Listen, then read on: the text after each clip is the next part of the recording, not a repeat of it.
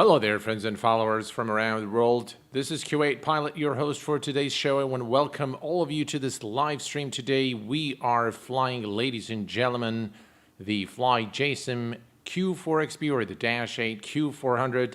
I have started the giveaway early today, so I asked to allow you guys to enter the giveaway and allow me to look at the chat and greet each one of you. Glenn, how are you doing, my friend? Flight Bus, how are you? Ralph, Otavio, Steve, James, Star or Sar, and good evening, my friend. Welcome, Green Guy. Hello, my friend, and welcome to the stream. Should be quite a fun flight today. We're going to fly lot 514 from Kishinev in Moldova. I hope I said that correctly. To Chopin Airport in Poland. This is a real-world route for the Dash 8. I've flown this route in P3D in the past, and I thought I would recreate the flight again here in X-Plane 11. Today, I'm using also a different preset for X-Vision. I'm using something called Extreme Realistic version 6 preset, which you can simply search for it on Google and download it. We're going to take a look at it in this video today. Let's take a quick look at our flight plan today. Looks like I don't have, let's see. We're going to bring up Sim Toolkit Pro, and we're just going to grab the, we can turn this off. Do not restore. We're going to grab the flight planning from SimBrief. And that is our flight plan today. We are going to be departing Kishinev, runway 27. And it's maybe we can position the aircraft in a different place because runway 27 is this one here, if I'm not mistaken. This is runway 27. And I've placed the aircraft here at in closer proximity to runway 08, but it looks like we're going to be departing this one here. So maybe we can adjust the location. Let's do that while you guys enter the giveaway. Let me adjust where we're going to put the aircraft. Maybe we can put it East GA ramp. We'll put it right there. That's closer to the runway. Now the runway numbers do not match, and I think it's the scenery, so we're just going to do that. Hello, Jersey. Hello, my friend, and welcome.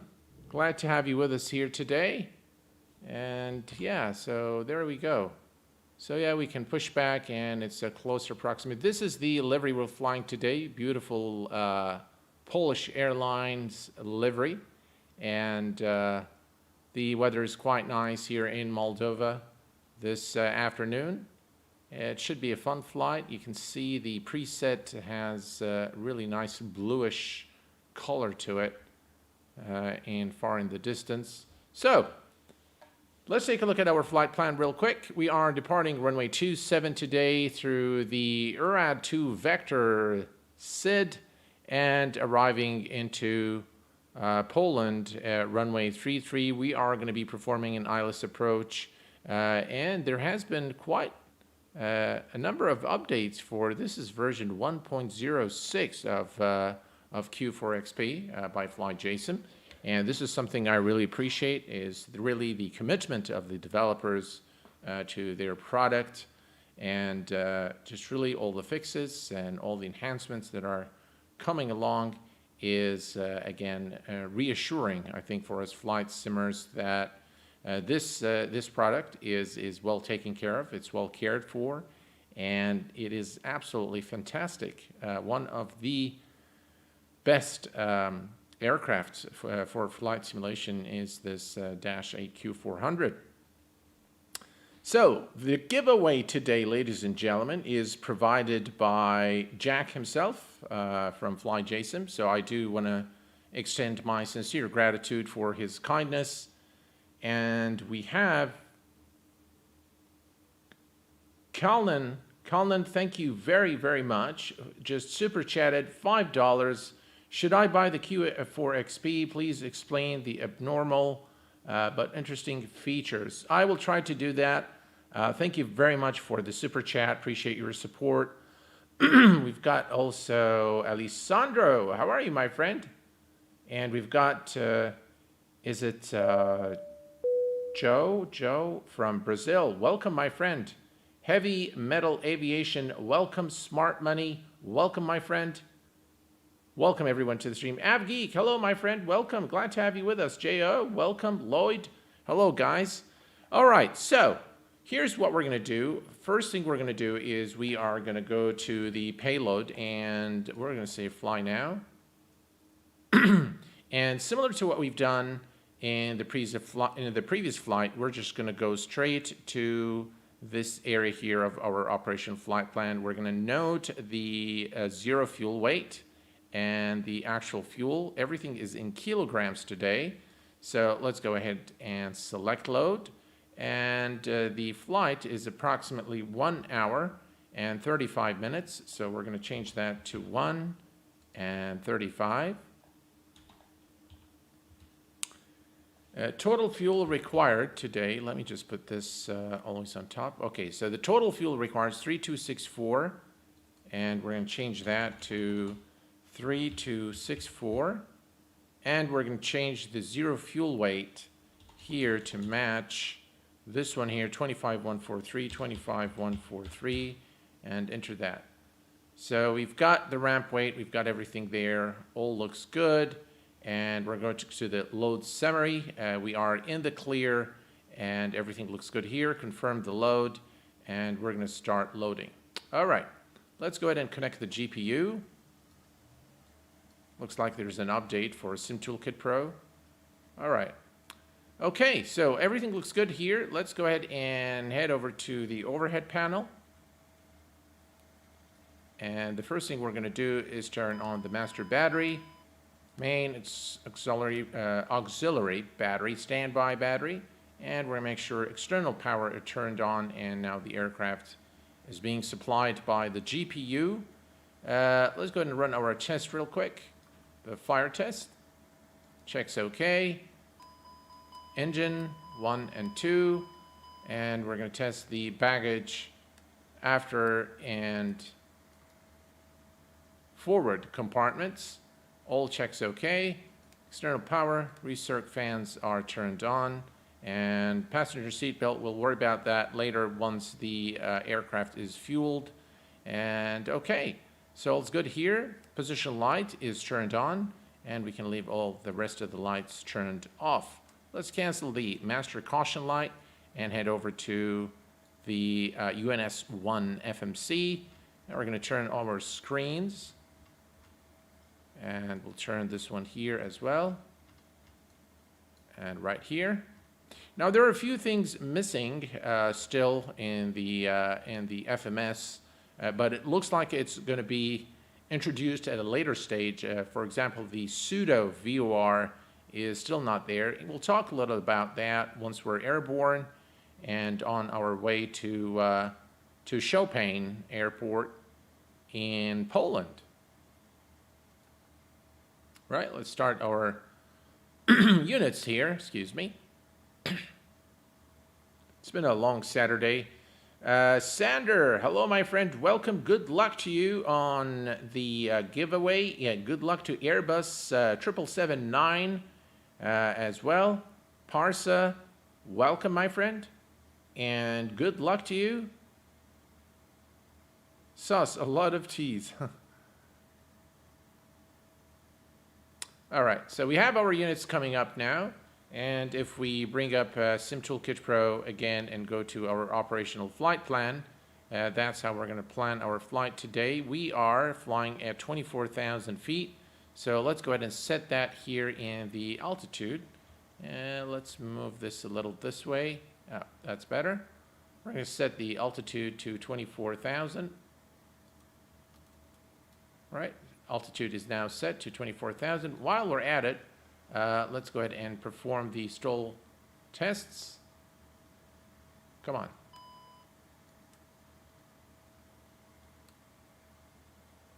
Terrain. All right. Overspeed tests. All's working well. And we can also test the auto feather. We'll let the test complete. And while we're at it, we're going to set the nav source to FMS1 on both sides. Right, FMS1 is set. Perfect. All right, let's bring up the FMS. Accept. And we're going to go straight to the flight plan. So this is where we're going to depart today. And luckily, we have some airways today, so I can show you how to program the airways into the UNS-1 or FMS. So first, we're going to select our departure airport, which is Lima Uniform Kilo Kilo. We're going to go to the menu and select Depart.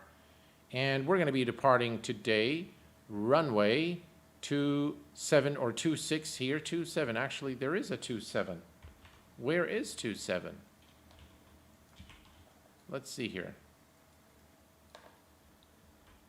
I didn't think that there was a 27 runway. There's 26 for sure. This is runway 26. And there is no 27 here, so I'm a little puzzled here. But we're going to go ahead and select 26. That's all right. So let's bring up 26, which is number 3. And we are departing through the Irad 2 vector to Tango. We don't have 2 Tango. All right, so let's go back here and select for 27. All right, we're going to select 2. We're going to depart runway 26 anyways, but I think the scenery needs to be updated. So we select that, enter, and we're going to go to the flight plan. That looks good to me. As you can see here, this is the transition, the errata transition, and then we're going to take airway M860 or Mike 860. Now to do this, we're going to go to this waypoint here. We're going to go to list and then select airway, and now you can see that we have number 2 that corresponds to the airway that we're looking for, which is Mike 860. So we're going to select number 2, and then we need to enter the exit point, which is INROG. INROG is number 5. We're going to select 5, and then we're going to fly direct to Gorko.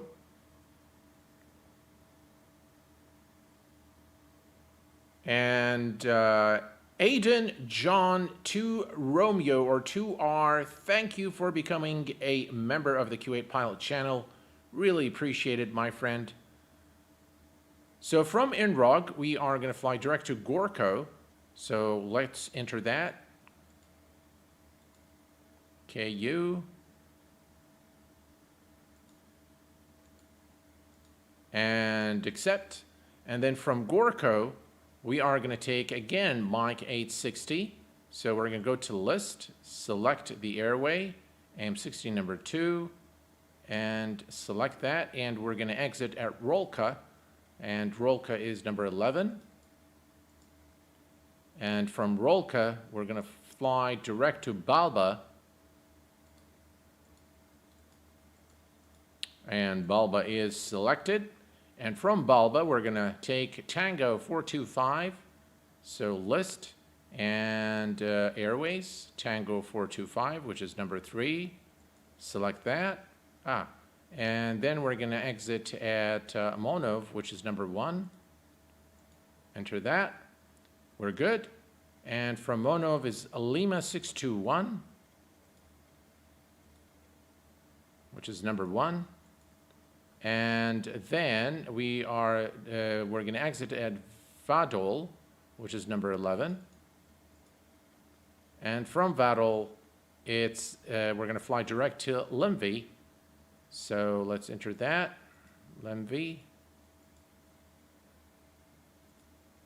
And enter. And finally, it's our approach into Chopin Airport in Poland, runway 33. So we are going to select Echo, Papa, Whiskey, Alpha, and enter that. And that's our destination airport. Now we're going to select menu and select arrive. We are arriving runway 33, which is number 4. And we have Joseph Raza. Thank you very much for your subscription and welcome to the Q8Pilot channel, my friend. The star at Chopin is the LIMV 5 uniform. LIMV 5 uniform, which is number 3. And we select that. There is no transition. And ILS, this one here is the one we're going to select, ILS DY33. So number 2 is selected.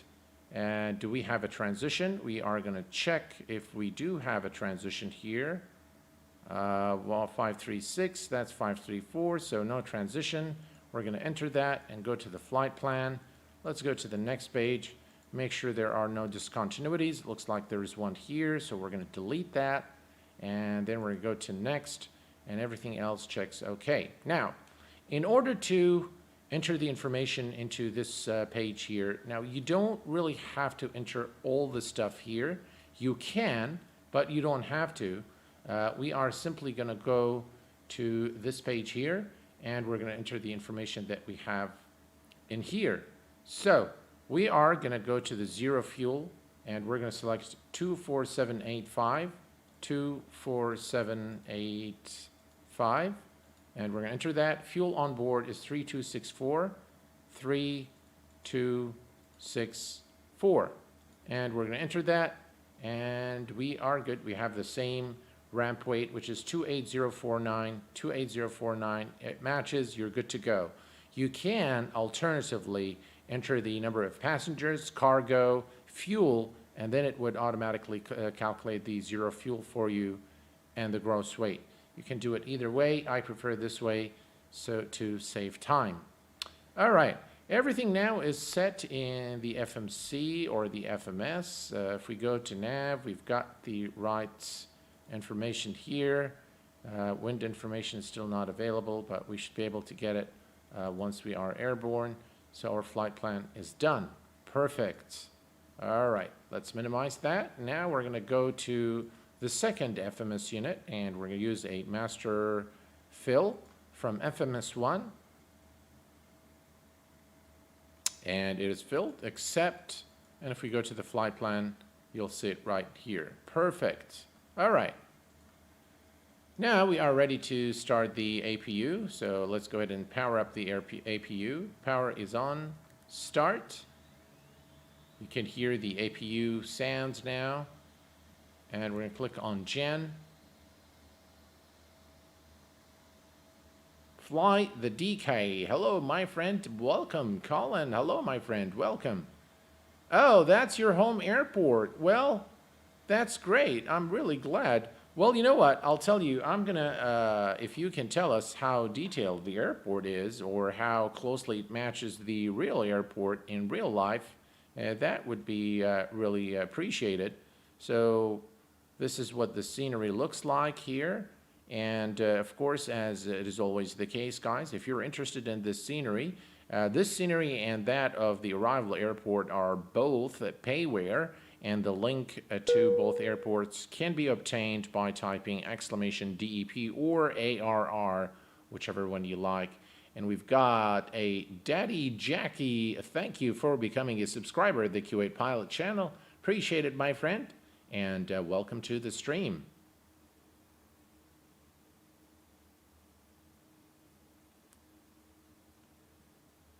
Stan, hello, my friend, and welcome. And I think I've noticed Scott previously in the chat. Welcome, guys. All right, so back in the Dash 8, we can see now that we have everything here going for us. So let's go ahead and turn off the external power, and now we have the APU, and we can now, let's check here and see how are things faring up. Passengers are still boarding the aircraft. We're going to select fast load. And we're going to close the door, and we're going to disconnect the GPU as well. Perfect, doors are closed, and we are now ready for pushback and engine start. We are going to push right there and then go that way. So just look at this aircraft. Just absolutely gorgeous aircraft. and regularly updated. Just really look at that. I mean, the details are just phenomenal. Look at that. Beautiful. Just really beautiful modeling of the aircraft by FlyJSim. All right. So all is looking good here. And we're going to set, by the way, this needs to be on taxi. And we are going to set this. We're going to do flaps 10 for departure today. Everything looks, oh, we need our radios. So let's turn those on. Perfect. All's looking good. We are going to put the beacon on red.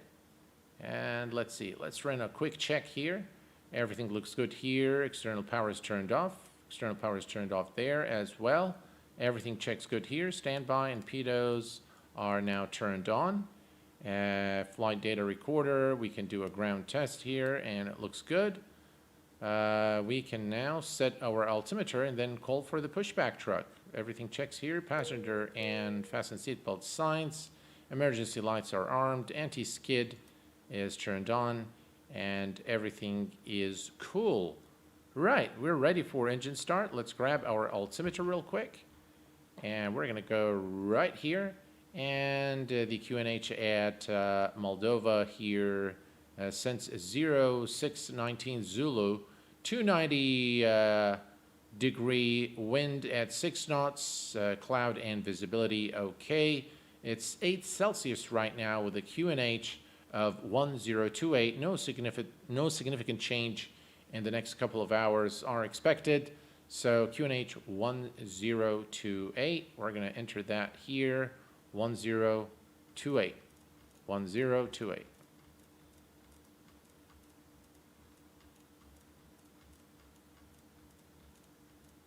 All right, and the QNH is set. Elevation is about 340, and all is looking good. Perfect. What else do we need to do? We are pretty much good. I think just in the interest of time, I'm not going to go through all the checklists. So we are good here. Everything is looking good. Let's go ahead and plan our pushback. So pushback truck. And we have a new subscriber to the Q8Pilot channel. Pilot 2.0. Welcome, my friend, to the Q8Pilot channel. Glad to have you as a subscriber and welcome to the stream. And folks, official Axel, Panda, Peter, welcome guys, and good luck to you on the giveaway. Sam van der Vorst, good luck to you. Welcome to the stream. Dan Martin, hello my friend, welcome. All right, let's go ahead and call the pushback start. Pushback. Ground to cockpit, please show me where you want to go. All right, we're just going to tilt the aircraft just slightly right there. And then we'll, let's see, I think that's good. Ground to cockpit. Tow is driving up. Perfect. And that's the tow. I'm not sure what this tow is. I think this is the default X-plane tow, but this is the tow we need for our aircraft. Right. Beacon light is on red. APU is powered up, and all the passengers are on board. Doors are closed, and we are ready to go, ladies and gentlemen. Before we forget, let's set the transponder. Turned on. That does work. PA doesn't work.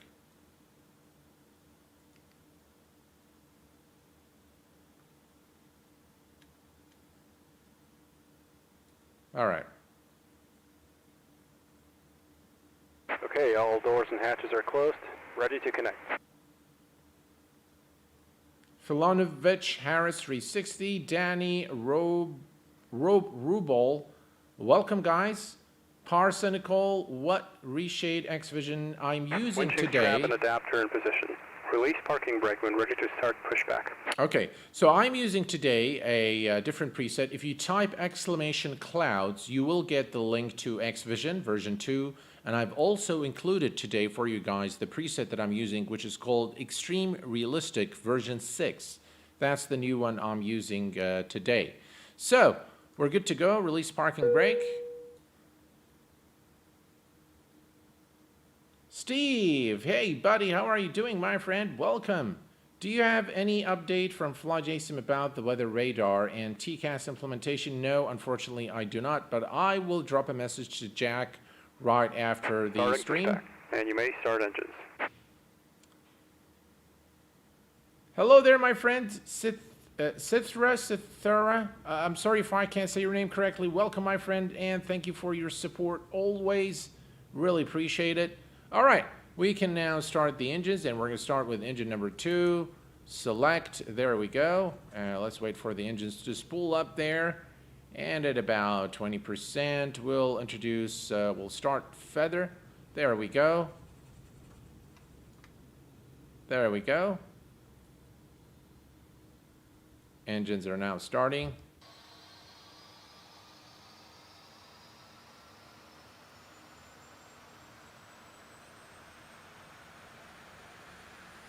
Just look at that.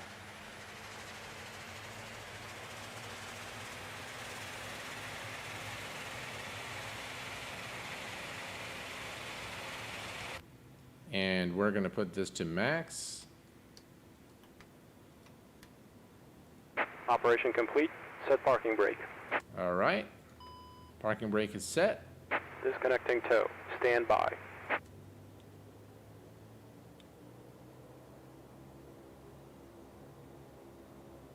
Really nice engine sounds.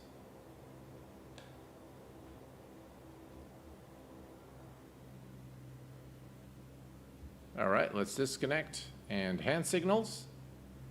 Majestic YT, hello my friend. Safe Dusty, hello my friend. Samuel, hello my friend. Welcome guys to the stream. Glad to have you all with me tonight. And yeah, we are ready to start engine number 1. Let's select that. Tow is disconnected and bypass bin has been removed. Hand signal on the right. We'll see you next time and have a safe flight. Thank you very much for your service. Appreciate it. Let's go ahead and introduce fuel. There we go.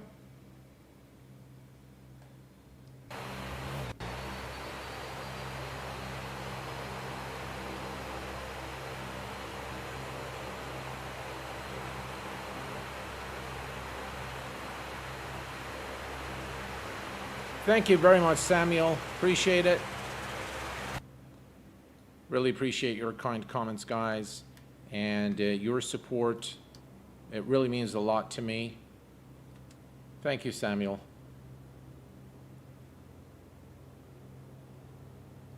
Listen to those engine sounds. They're just phenomenal. All right. We now have a good start on both engines, so let's go ahead and take a look here at the overhead panel.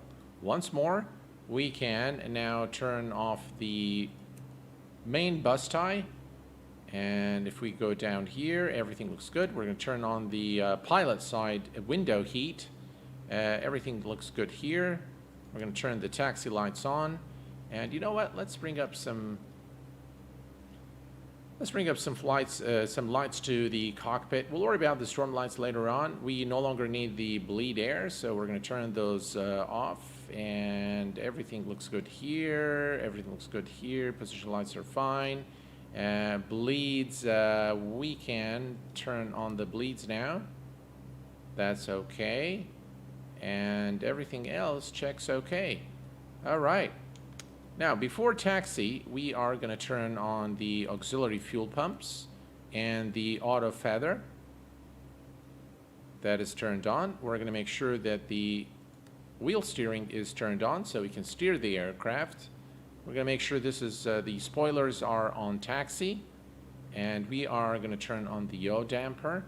We're going to click on alt select. We're going to click on nav.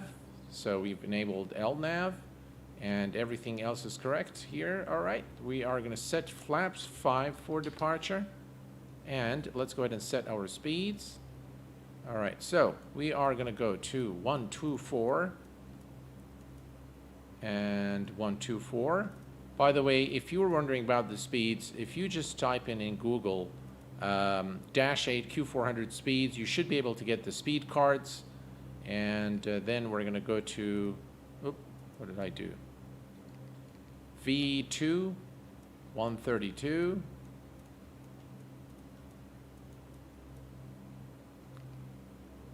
148.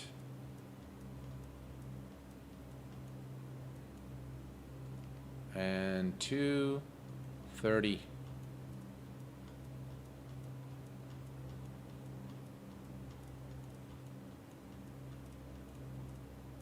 There we go.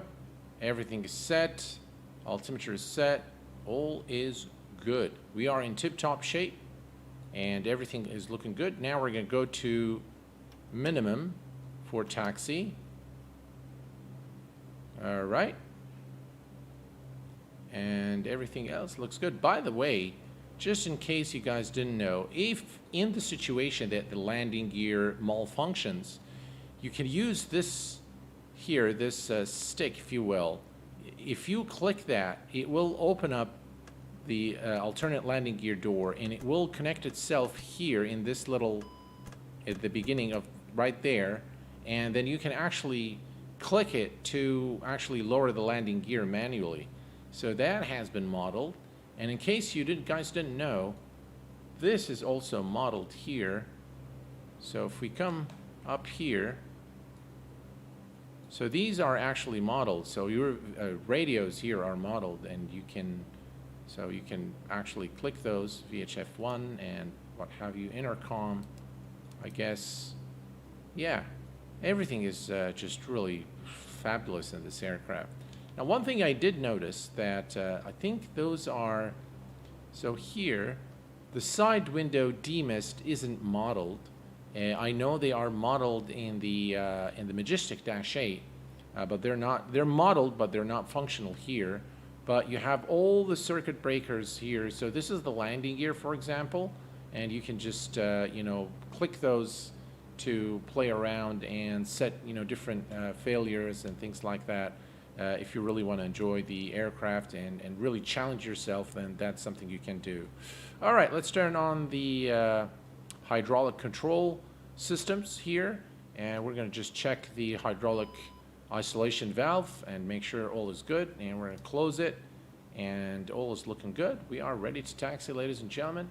Let's go ahead and release the parking brake and head over to the runway.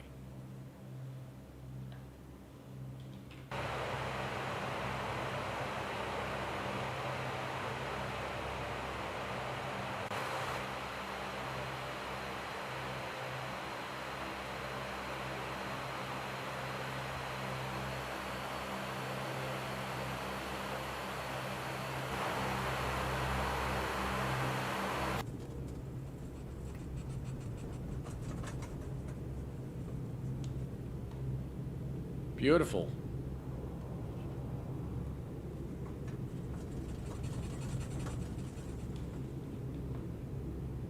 B6 Pilot, hello there, my friend. Welcome.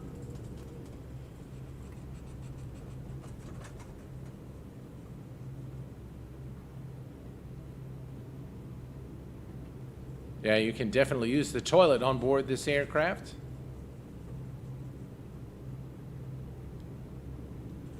And we're going to take taxiway Delta.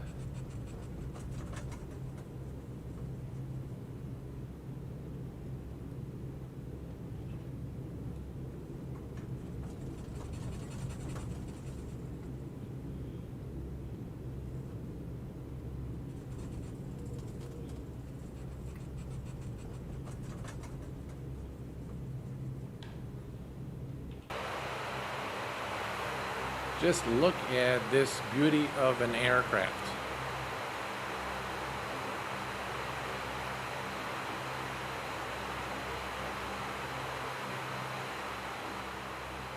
I'll reduce the sounds there so you can hear me.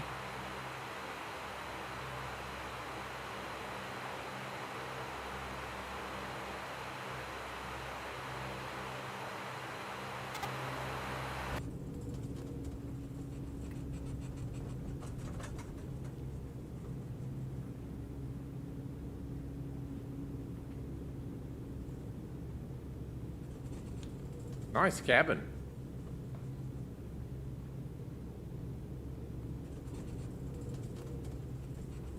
All right, I'll tell you what, guys. Let's go ahead and introduce the storm lights there. I think it makes it look a little better.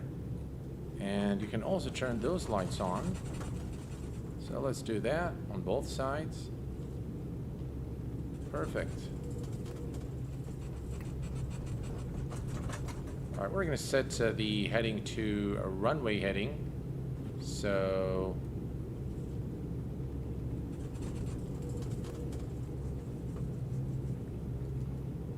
runway heading is 260.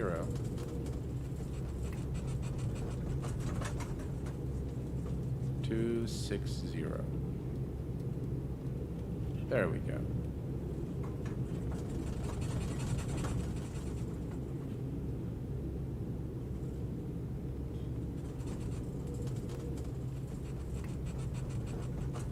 Eric, hello my friend and welcome. Jenkins, hello my friend, welcome. And of course I wish you all the best of luck on this giveaway, which is sponsored by FlyJSim. So today the winner is going to be given a copy by FlyJSim. And again, thank you very much, Jack, for your generosity and your kindness and offering the Q8Pilot channel subscribers a chance to win a copy of this magnificent aircraft. I ran actually 2 polls to find out, you know, who or which aircraft is, you know, if you, which aircraft you guys want me to stream, and it was a toss-up between the Taurus and the Dash 8, and then I ran another poll kind of to determine, you know, what should I stream tonight, and the poll I ran on Instagram has favored the Dash 8. So let's set the parking brake here real quick and just do our checks. The landing lights are turned on. The exterior lights now goes to white. Everything else checks good here. All is good here. And let's remove that. Cancel master caution. Now we're going to put those on max. Release the lock. And we can now release the parking brake, and we're good to go.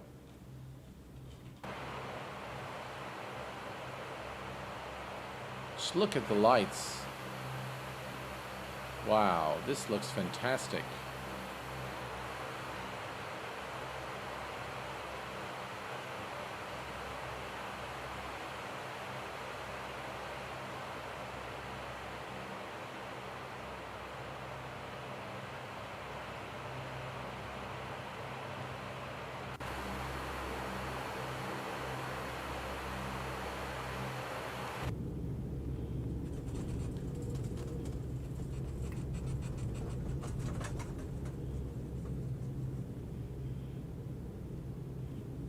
All right, here we go.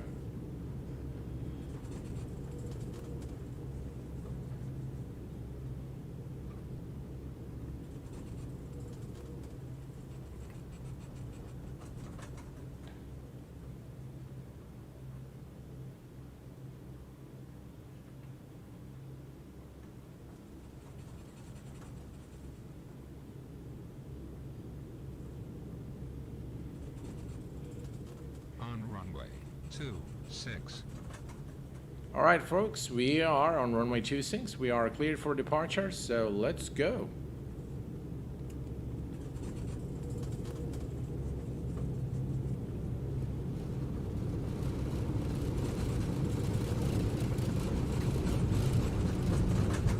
$80 knots checked.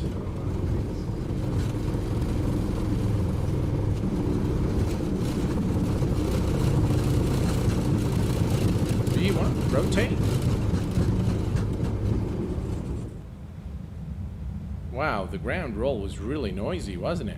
Positive rate, gears going up.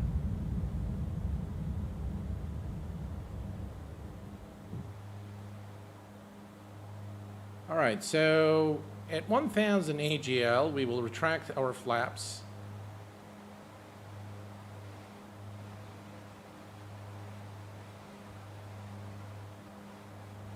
All right, let's go ahead and gain some speed. We're looking good. Right, we can retract the flaps now.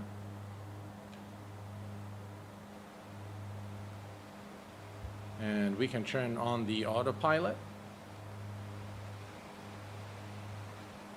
And we're going to set IAS. So we're going to hold the speed there, right there.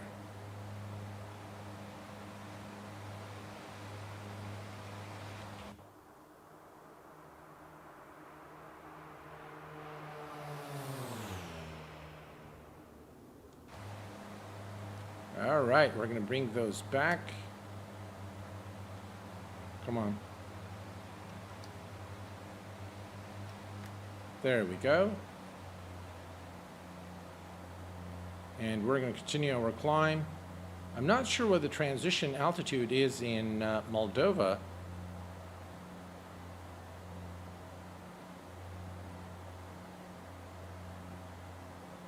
Well, we should now climb steadily.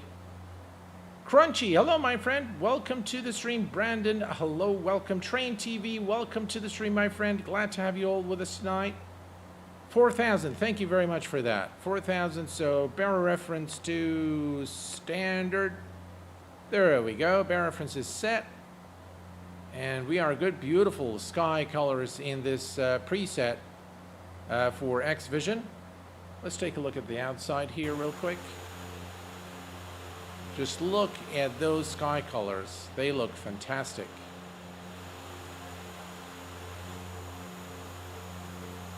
That is screenshot material right there.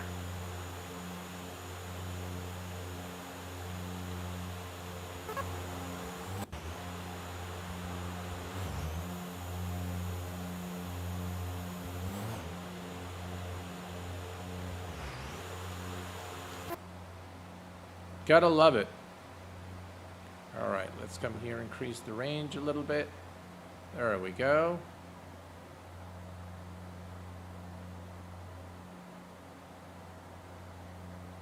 Yeah, you're definitely gonna love this preset. It looks really, really good. Callan, thank you very much for the info. Yummy, hello my friend, welcome. My day is absolutely fantastic. I've had a long Saturday. I had a lot of errands to run today. I did go out with the family. We went to one of the local malls and we had a great lunch and a good chat. And yeah.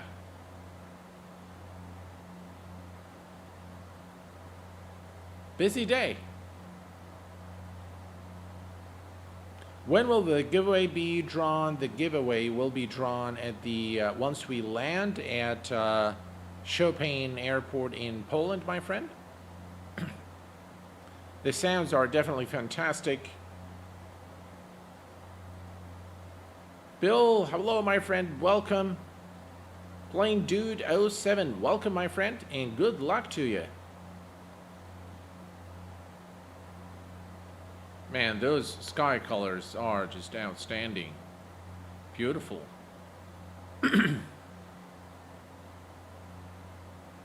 All right, we can now turn off the auxiliary fuel pumps. We can turn off auto feather.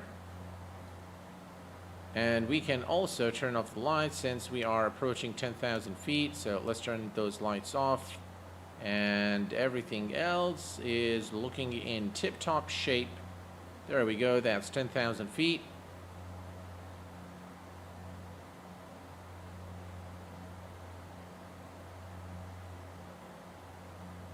And we'll allow the aircraft to climb to our cruise level today of 24,000 feet.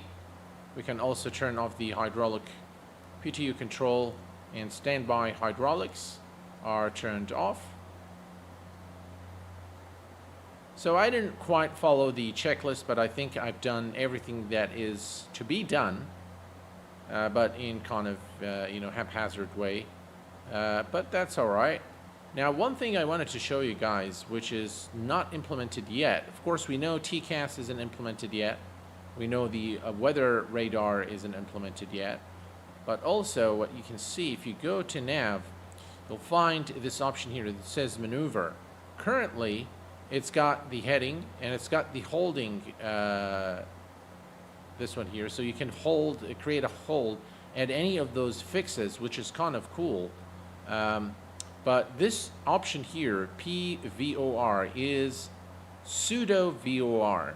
And what actually this does, given a fix and a heading, it creates an imaginary line from that fix, and it is an infinite line, but it's an imaginary line, so it doesn't really affect anything in your flight plan. But it shows a line that will increase your situational awareness. This is especially useful when you're doing a VOR approach, and you want to know exactly, because when you're doing a VOR approach, the aircraft is not going to align perfectly on the runway, similar to an ILS, for example.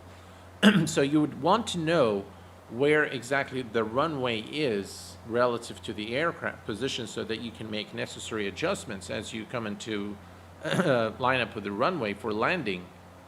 So this option becomes very, very useful, the pseudo VOR. Hopefully it will be implemented in the days to come, and we'll be able to use it. All right, 15,000 feet for 24,000. And let's go ahead and do a flyby.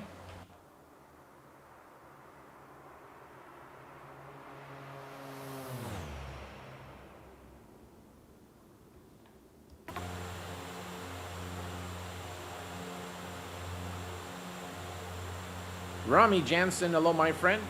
Welcome. Ben Cunningham, welcome my friend. Star Sky, welcome my friend. Thank you very much, guys, for being here tonight. How do we get the plane if we win?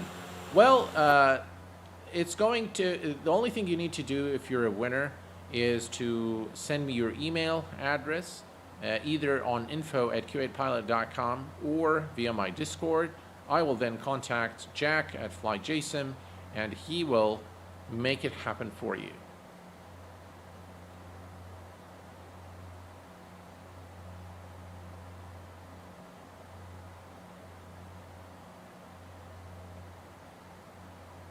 Velocity, hello my friend, welcome. Tam A242, welcome my friend. Have you worked out on the ILS yet? Yeah, the ILS is working perfectly now. Chris Kingdom, how do you enter the giveaway? Just type !FlyJSim.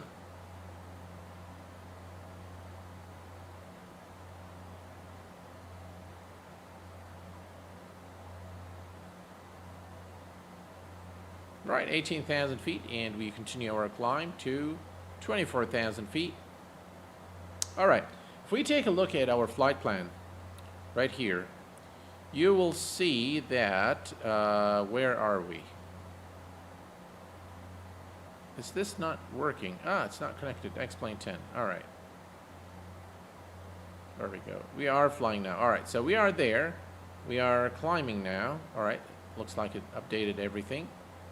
Perfect. All right, so you can see that this is the top of climb, and if we zoom out a little bit, you will find that the top of descent is right here after Monov and right after before Vadul, and so this is where we're going to begin our descent. And it looks like we have a new subscriber, Aurelia EUW. Welcome to the Q8 Pilot channel. Appreciate your subscription, my friend, and welcome to the stream. Would you be kind enough to explain the X-Vision add-on and this preset, please? Anthony, I've done a video on X-Vision. This preset is something that you can download. It's a free download. Just search for Extreme Realistic, but the word extreme is with an X, so instead of an E, just put an X. Extreme Realistic version 6, and it's a download of the X-Plane.org. You can download it, put it in your X-Vision version 2 folder, run X-Vision, and open that preset and just run it, and you're good to go.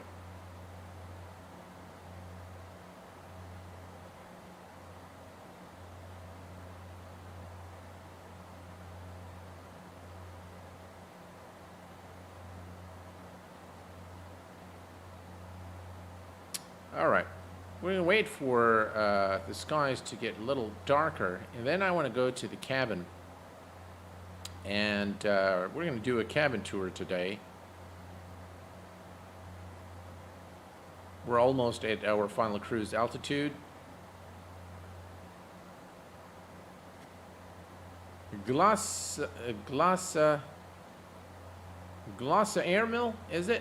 Thank you so much, my friend, for your support. Could you go over the engine control panel between the FMCs? Engine control panel, this one here. So what we've got here, this is the fuel control, the fuel transfer control, and these two buttons are for the auxiliary tank, the fuel pumps. Those are required for takeoff and landing. The M-top is sort of the derating. If you want to derate your takeoff, this is what you do. You click on M-top, and then you can reduce torque here, I believe. Auto feather is something that you need right before takeoff. And that's pretty much it. And this is a standby comm radio. Yeah. Right, we're approaching 24,000. Man, those sky colors are just fantastic.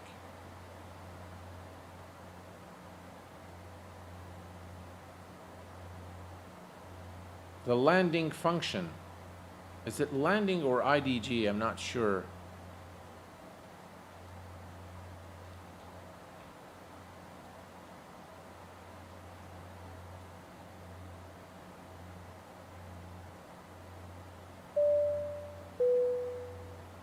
There's nothing like a Q8Pilot stream. Thank you.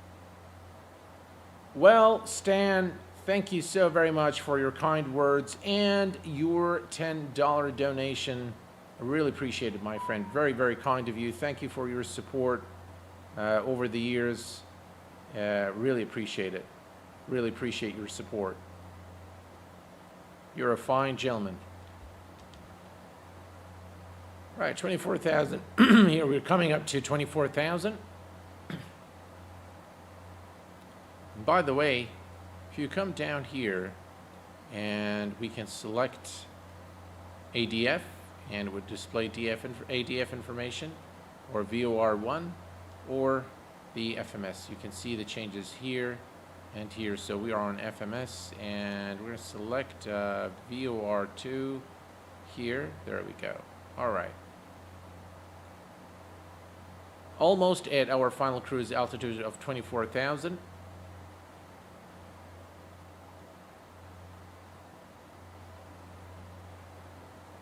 Gotta love those lights.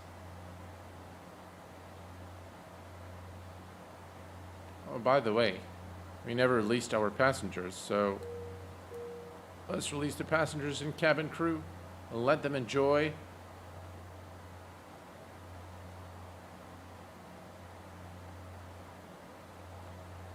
Steve, 1975, welcome, my friend. Hi, buddy, again. How is the VNav working? How's it work? Do you know how can we import a flight plan from SimBrief? I don't know if you can import a flight plan from SimBrief directly into the UNS FMS, but it's quite easy to enter flight plans into the Dash 8 because you don't actually type in the letters, you just select the numbers, so it makes it a little easier for you to do it. Gulshan Kumar, is it possible to change the dry opening mass based on airline configuration on this one? I'm not sure that you can do that. We just have Chris Kingdom. Welcome to the VVIP membership at the Q8Pilot channel. Appreciate your support, my friend. Do you have the packs? Oh, I do have the... I need to put the packs on normal. So the packs were on, but now they're on normal. Thanks for the reminder. Normally, you would take off with the packs off and then turn them on later on. It's part of the after takeoff checklist, I believe.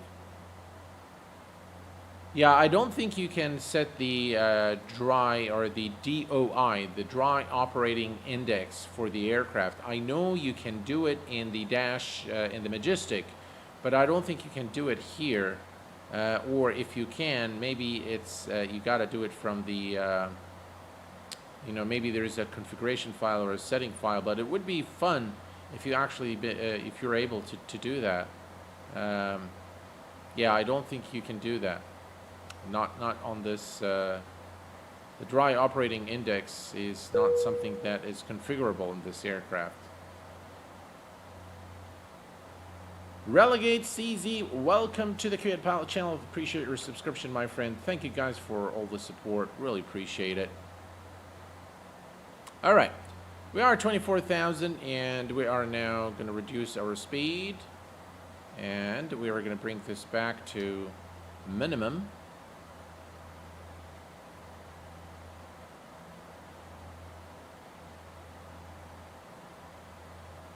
That's about right. And we are going to maintain this speed here. Just give it a little more. There we go.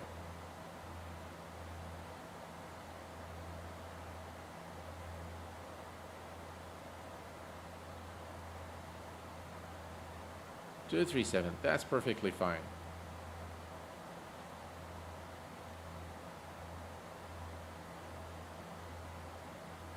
All right. 24,237 knots or so, and that's perfectly fine. And we are now on our way to Chopin Airport in Poland. Is it easy to learn the autopilot? It is quite easy to learn the autopilot system. It's quite simple. The Dash 8 is an aircraft that requires some training, though, so the landing, especially the landing part, is very tricky. So definitely you do require some learning there. Cameron, hello, my friend. Welcome to the Q8Pilot channel. Appreciate your subscription. Shock Oatmeal, welcome to the Q8Pilot channel. Samuel says, can you have IS, LNAV, and the ALT engaged at once or not? Well, we've had that at Takeoff. I had all of them engaged at the same time. So the answer to that is yes, my friend, we can do that.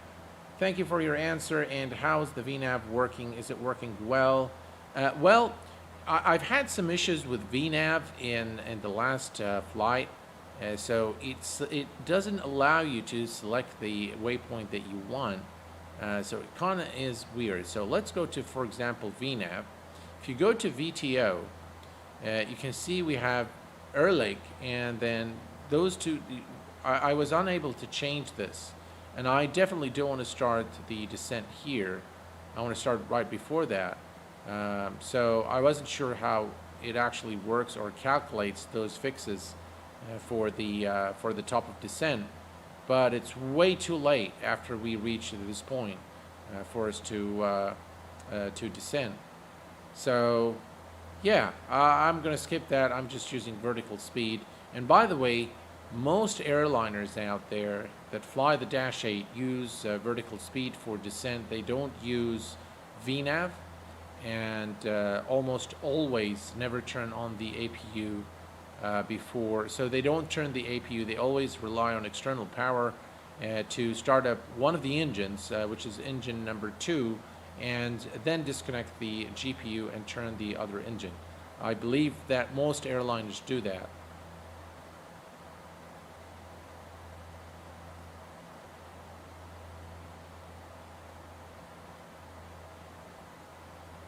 Again, good luck to all of you guys on the giveaway. And does it come with a manual starting guide? Yes, there is a manual that accompanies this aircraft, and there is a tutorial, full tutorial flight that is part of the documentation. In fact, what I can do is, ooh, that's not what I wanted to do. Let's see here, File Explorer. If we go to, let's see, X-Plane 11, and where's the Q4XP documentation? There is a tutorial. So here you guys, this is a full tutorial on how to fly this aircraft. Okay, so it's setting up your joystick, doing your, payload information, really setting up the UNS FMS step by step with pictures, so you know exactly what you're doing, and it takes you through the entire thing until you successfully land and shut down the aircraft. So yeah, they're a very detailed tutorial. If you are new to the Dash 8, you will find it very useful for sure. So yeah, highly recommended aircraft. Did they explain magic format holding button? I don't think that is explained in the tutorial. I never had a soft landing in a Dash 8 in real life. Must be a challenge. It is a challenge indeed. Indeed, it is not very easy to land this aircraft. So it takes some learning. I'm used to your version of the Dash 8. Well, Samuel, I tell you, this aircraft is very different from what you're accustomed to.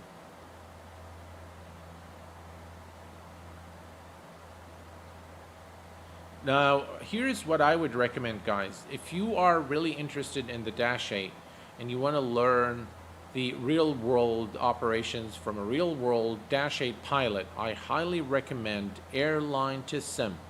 They have a program, a full program that really goes into details. So there's a detailed walk-around. Of course, they use the Majestic Dash 8 in P3D to conduct all the lessons. But I will tell you, it's an invaluable tool if you are interested in the Dash 8.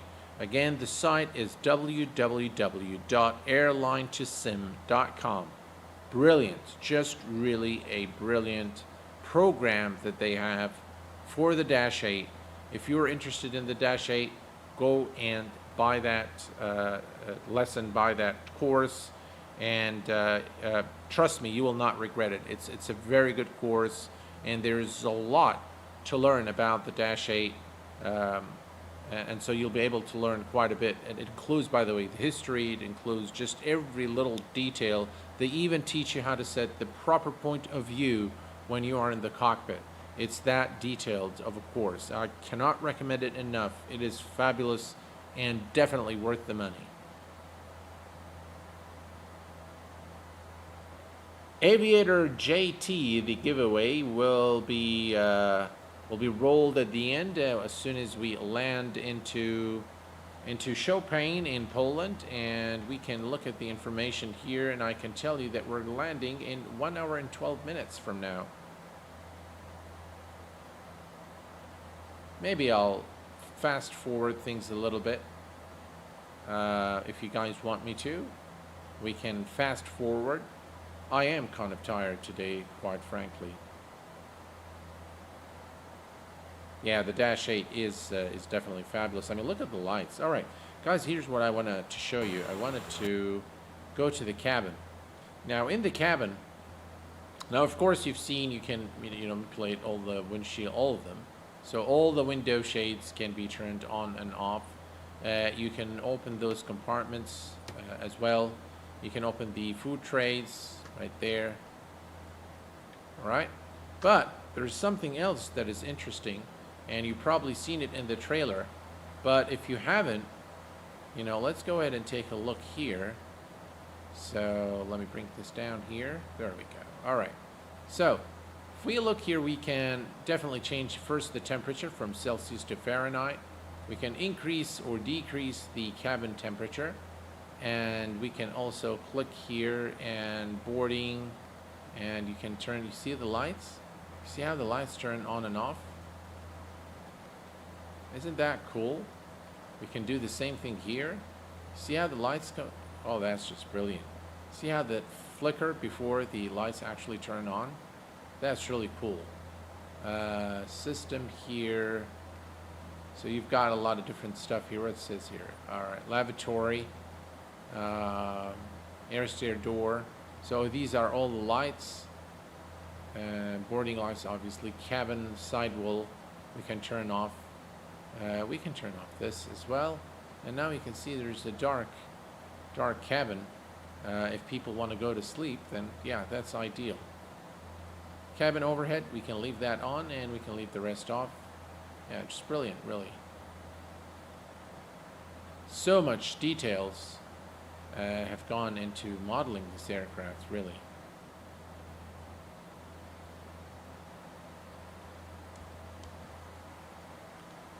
Right, we continue now to cruise at our final cruise altitude of 24,000 feet. Ice boots on the wing animate as well. Yes, that's right.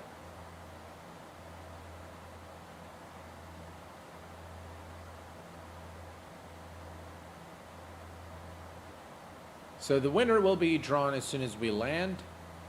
Let's take a look at the outside.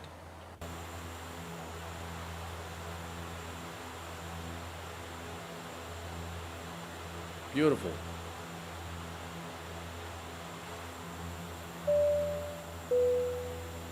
And Heart5321, welcome to the VVIP membership, my friend. Thank you for your support and welcome. Glad to have you as a member of the exclusive group here at the Q8Pilot channel. Really appreciate your support, my friend.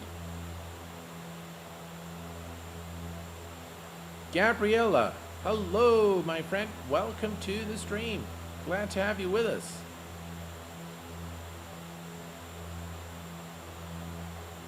Hugo17, I'm new. Welcome, my friend.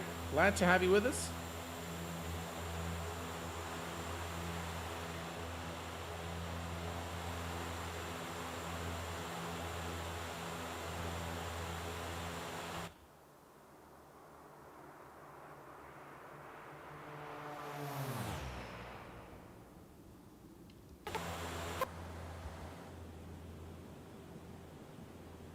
Just look at that. Absolutely gorgeous.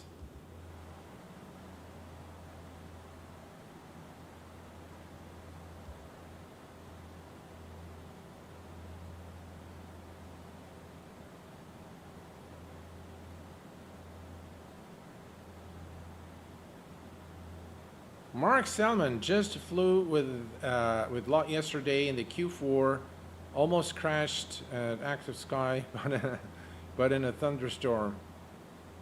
What do you think of X-Plane 12? Well, X-Plane 12 is, see, I've always said you can bet on Laminar research, and X-Plane 12 is great testimony to that. X-Plane 12 is going to, I think, redo everything again. I'm very excited to try it out and see what it brings. The lighting, the vegetation, and everything else has been just really done to a very high standard, and it's really going to bring the sim to life. So I'm quite excited. No, it is not out yet, but I'm really, they've shown a sneak peek, I think, of some of the new features in the sim. So now I've heard a rumor, I'm not sure if it is confirmed or not, that X-Plane 12 might be a free upgrade to existing users, but I'm not sure about that. But I've heard it somewhere. I'm not sure where either, but someone must have told me that it is going to be a free upgrade.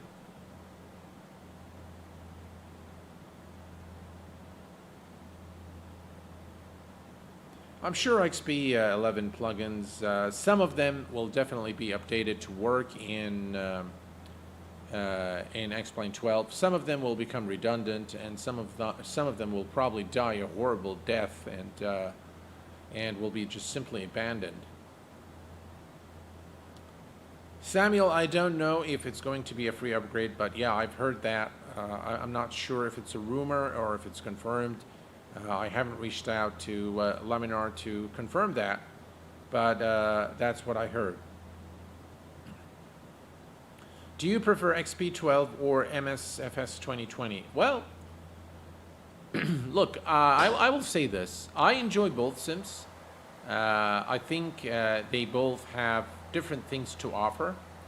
And while I probably stream a lot X-Plane content, I still like MSFS. It's really come a long way. Performance is in tip-top shape. I have no stutters anymore. We've got some really high fidelity aircraft, and by the way, I highly recommend the T1 Hawk by Just Flight. which was recently released for Microsoft Flight Simulator. Really brilliant aircraft. And then we've got the fly-by-wire mod, which is kind of like the Zibo of Microsoft Flight Simulator for the Airbus. So definitely, Just Flight also have a number of Pipers, and we know there is the PMDG DC6. So definitely, developers are slowly but surely developing some very high fidelity add-ons for Microsoft Flight Simulator, and it is a sim that looks phenomenal. Just really, in terms of the look and feel, it is just unmatched, and there's nothing that comes close to the resemblance of the world and how the world looks. So yeah, especially when you look at, for example, the rain effect, the water, when you're flying over the oceans. It's just very immersive sim. So I do like them both. I enjoy them both. I fly them both. I'm of course I like the I like the FlyJSim so much that this is probably the third time we fly the aircraft, and I think it is worthy of my time. And there are just more high fidelity aircraft for X-Plane today than there is for Microsoft Flight Simulator across the board. So if you look at general aviation, if you look at turboprops, if you look at jetliners, you have just a lot more in X-Plane that you have in Microsoft Flight Simulator. And for those reasons, I think I've been flying X-Plane more than Microsoft Flight Simulator. But I just enjoy both of them. Say, Mark Solomon, welcome. Yeah, I like the Turbo Arrow in X-Plane. It's just brilliant aircraft.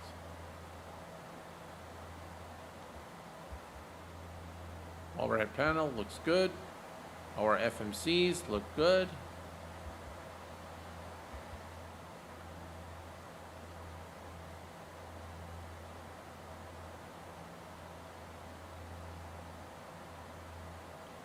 If you merge XB12 and MSF 2020, you have made the most amazing flight sim to ever be imagined. Look, I think there is a lot of sense in what you say, Samuel. I mean, the flight model in X-Plane is second to none as we speak, and this might change in the future. But today, the flight model in X-Plane is phenomenal.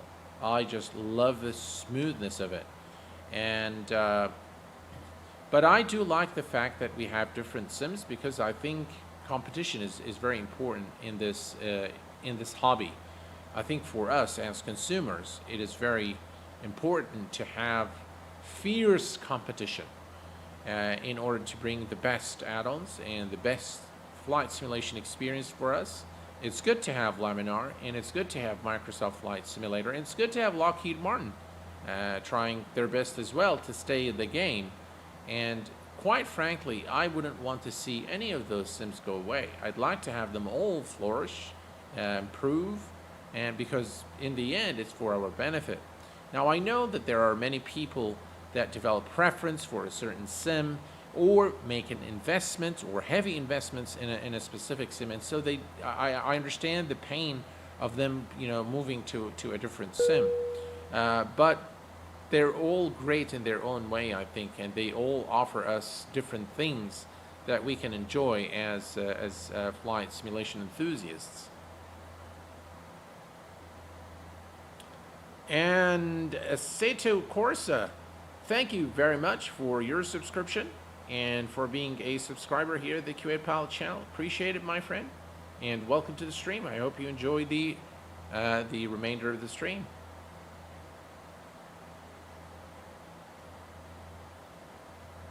Right, let's take a look at our flight plan here. All right, so this is the flight plan, and we are, let's see, where are we? We are right here. So quite a way. ETA is 1 hour. We can reduce that, guys. I can speed up things a little bit. If you want me to do that, I'm more than happy to do it. No worries whatsoever. But it looks like we're going to arrive during nighttime, and if you want me to change the time, I can do that as well. The TOLUS A340. So if you watch my stream, I've streamed the TOLUS A340 a few days ago, and Tolus creates very high quality add-ons, and the Tolus A340 is no exception to that. It is exceptionally very well made. It is, in terms of the system simulation, it's probably one of the most accurate simulations of an Airbus. So if you're looking for a study level simulation of an Airbus, the A340 by Tolus is one that I definitely recommend. That said, when I look at the price information, now of course I know there are people who are, they're looking for specifics, so they're looking to really understand Airbus very well. They're looking for the complexity. But when I speak on the channel or when I review a product, I have everybody in mind, guys. I look at the beginners. I look at somebody who's an advanced user. I look at those who are in between, who are just learning the ropes perhaps, or have some knowledge or moving from a different sim. When I look at the Tolus A340, look at the price tag of that aircraft being close to $90, $89, $95, or $99. So a $90 add-on. It better be perfect. From my perspective, the sounds have got to be a 10 out of 10. The texturing, the modeling, everything has got to be perfect in order for me to say that this aircraft is worth its money. In my view, the Tolus needs one of two things.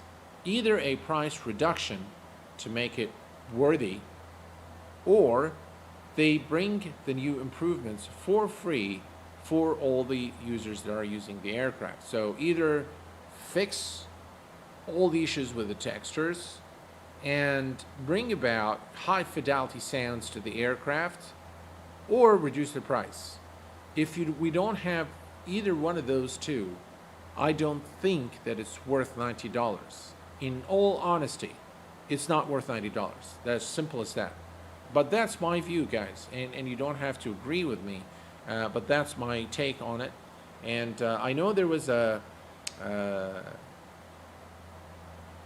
Hey, Joseph, how are you? They will not do that. That aircraft sells well. That's perfectly fine. I mean, that's... I'm glad that it sells well, and because to them they've worked very hard on creating the aircraft, developing the aircraft. That's perfectly okay. For me, the long-haul aircraft choice in XP is the 742. Absolutely, yeah, it's a wonderful aircraft.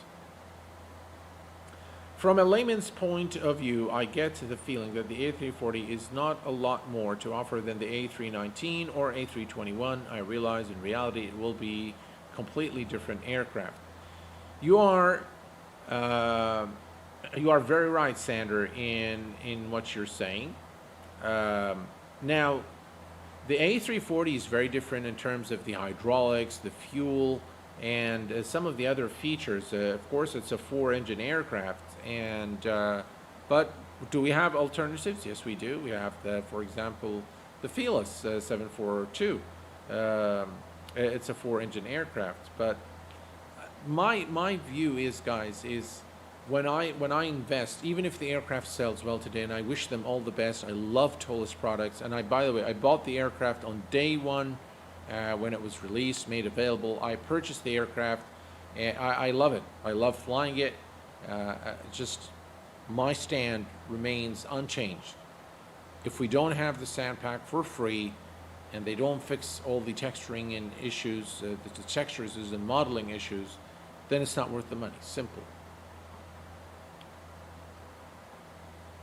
And by the way, I love the Tolus A321 is a beautiful aircraft. Just wow. I think it's, and if you've made an investment and bought all the packs, the Neo upgrade and all that good stuff, then in my view, stick to that. Don't get the Tolus A340. Just stick with the A321. Q8, do you think there is a market for an X-Plane 744? Personally, I'd love a detailed payware quality 744 with custom FMC and well, look, Guy, I'll tell you this. There's definitely a market for a 747. For example, Dash 8. Definitely there is one. There's the SSG 747. Super critical Super Group or something like that is the name. SSG 747, that works. It's a Dash 8 aircraft, and the aircraft, when it first released, had a lot of issues. One, textures were just not worth it. Sounds terrible, and it had some issues. For example, if you look at the battery switch, where you open the little panel to turn on the battery, the click spot is not right.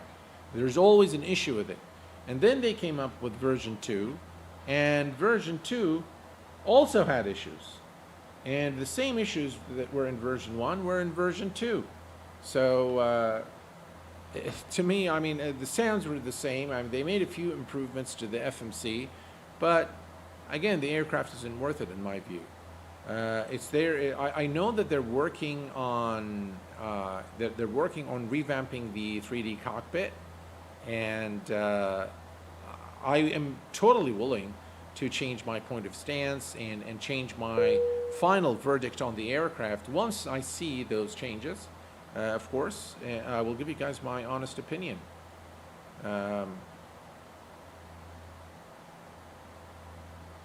Ziad Abu,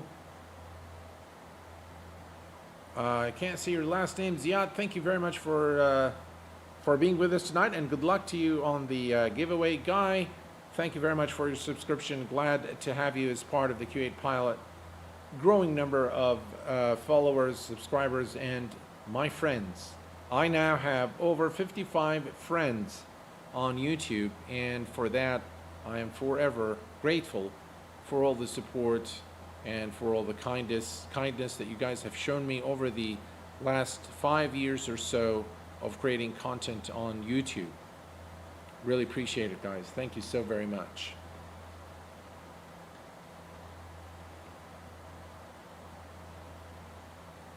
Ziad Abu Shamka, is it?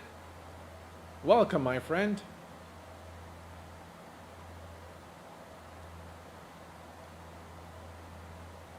Hello, Mohammed. Hello, my friend. Welcome. Conrad. Hello, my friend. Q8, is there any 747-4X plane that is comparable to the PMGG 747? No, there isn't. But if you're looking for a classical 747, the Fearless 747 Classic is a wonderful aircraft, study level aircraft, perfect, really very good.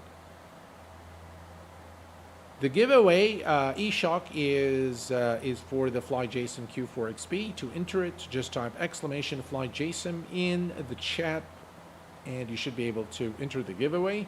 And we will draw the giveaway at the end once we land at Chopin Airport in Poland. The best thing you did is that you came back to us. We love your content, and I think I can speak for all. Oh, thank you very much, Mark. I'm just really humbled. Thank you so much, my friend. I really appreciate it.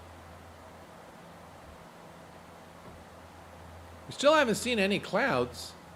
I'm kind of surprised. I was hoping to see some clouds on our way and use the icing system.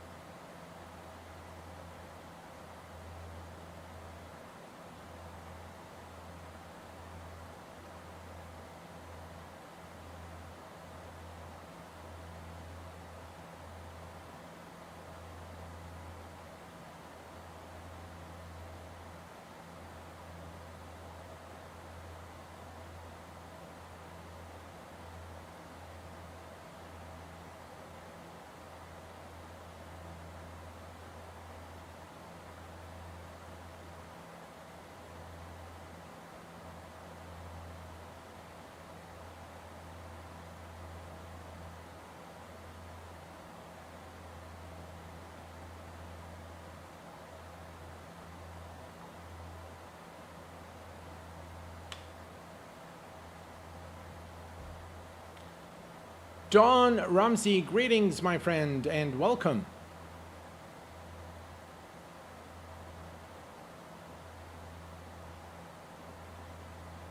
All right, guys, here's what I'm going to do. I'm going I'm gonna set you guys on a nice view. Maybe you guys want me to change the time a bit here. Let me change the time just a little bit. Just look at that, guys. Wow, that looks amazing. That really looks nice. All right, here we go. Look at that. All right, I'm going to take a short break, folks, and I'll be right with you. But in the meantime, enjoy the view, enjoy the ride, and if you haven't already done so, please hit that like button. And if you're not subscribed to the channel, make sure you're subscribed to the channel to get notifications of all the content and live streams in the future.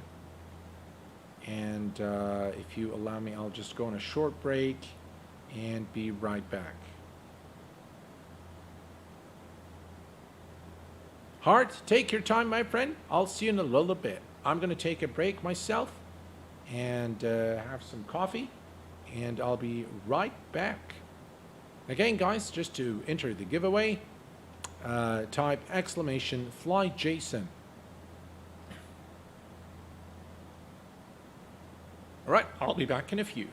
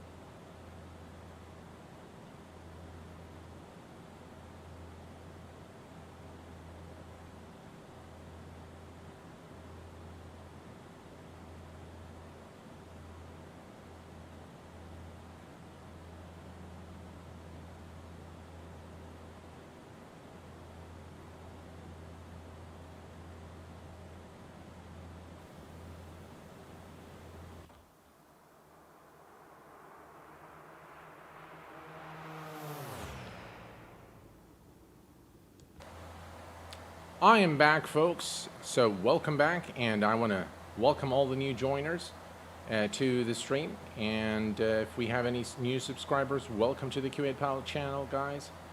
Samuel says I speed up the stream a little bit when I would roll, as I have to go in about 15 to 20 minutes. Oh well, all right. Well, if you guys like me to speed things up a bit, we can definitely do that. And I've done this on previous streams as well. So let's see here. We are right here. This is top of descent, 38 minutes. So we can actually shorten this by just clicking here. Now you can see 2 times the ground speed. That will speed things up for sure. So let's do that.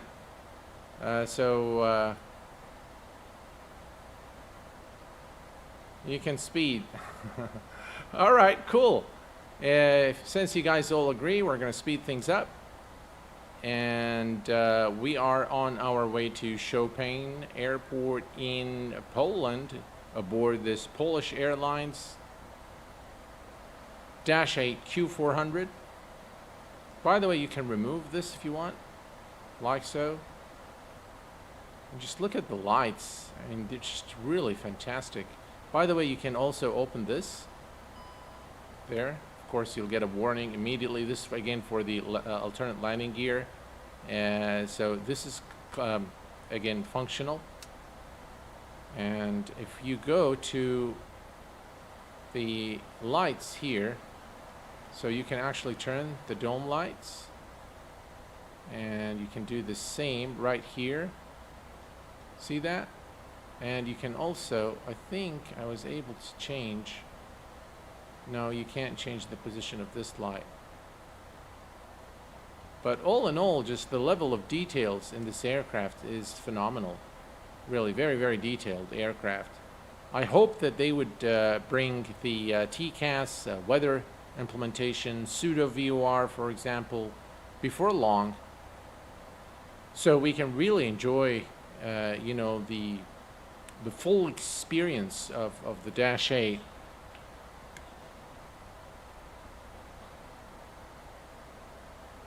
Is there any small private jet aircraft you can recommend for X-Plane 11 under like 25 euros? Private jet. Let me think. I know there is the X-Crafts ERJ family of aircraft. I'm not sure if they're below 25 euros, but maybe if you buy them individually, maybe it's around $30 or so. I'm not really sure. Callum, hello my friend. It's nearly perfect. Just wish they'd look at the manual flight handling a little bit. Feels quiet, paper airplane, MSFS at times. Really? I thought that it actually flies pretty well. It's got definitely the -8 feel to it.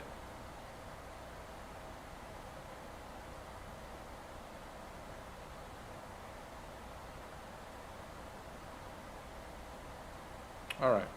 Now what we need to do, folks, we need to take a look. As you can see, we speed things up, so we can see we are now coming closer to top of descent. And ETA is in 32 minutes, but that's going to be reduced now to probably between 15 and 20 minutes. So we should be there soon. So let's go ahead and go to our destination. First, let's take a look at the weather. The weather, as you can see, 230-degree wind at 7 knots, and we've got also variable winds, it looks like. We've got scattered clouds at 3,400 and broken at 3,900, actually 340 and 390. The temperature is 9 Celsius. And dew point is 5. QNH is 1023. No significant change in the next couple of hours. So we are looking good. Visibility is good. Everything is looking good for our approach into Chopin in Poland.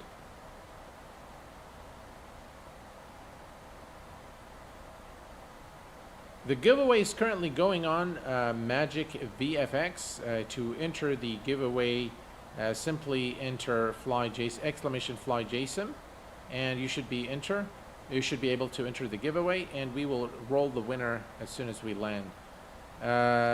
Samuel Harris, I know this isn't related to the Dash, but am I allowed to buy an aircraft? My friend has recommended the 747-200. Can you give your opinion, as I've seen you fly it? Daniel, the 727 Classic, the 747 Classic by FlyJSim is definitely an aircraft that receives the full commendations of the Q8 Pilot channel. I fully endorse the aircraft. It is, in my view, worth its money.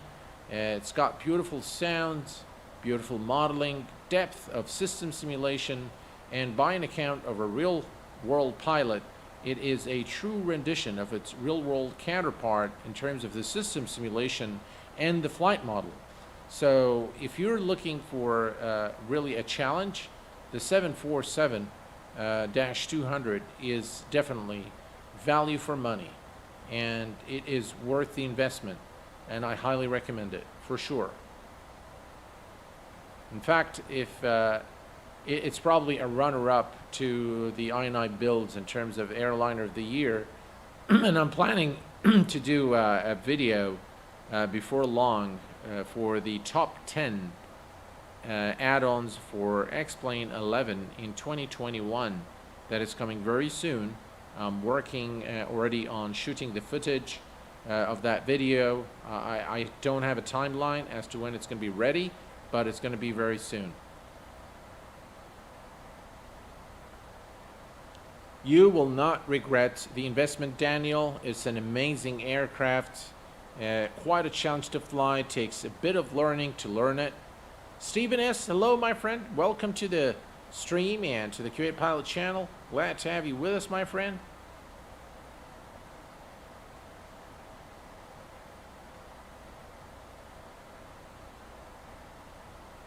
Right, we're not too far from top of descent now. And you can see ETA is now 24 minutes, and that's us right there, coming close to the top of descent mark. Beautiful sky colors. Really, this preset I think I'm gonna keep. It's just really a beautiful preset. By the way, this preset runs without a Lua script, so it is definitely one I would recommend. Here, let's change the time here again. Oh, that's just beautiful. Just look at that.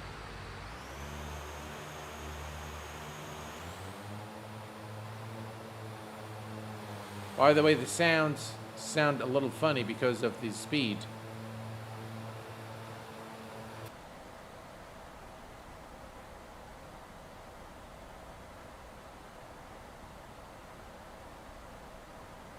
Yeah, John, it does really look very nice. I love the sky colors. They're just fantastic.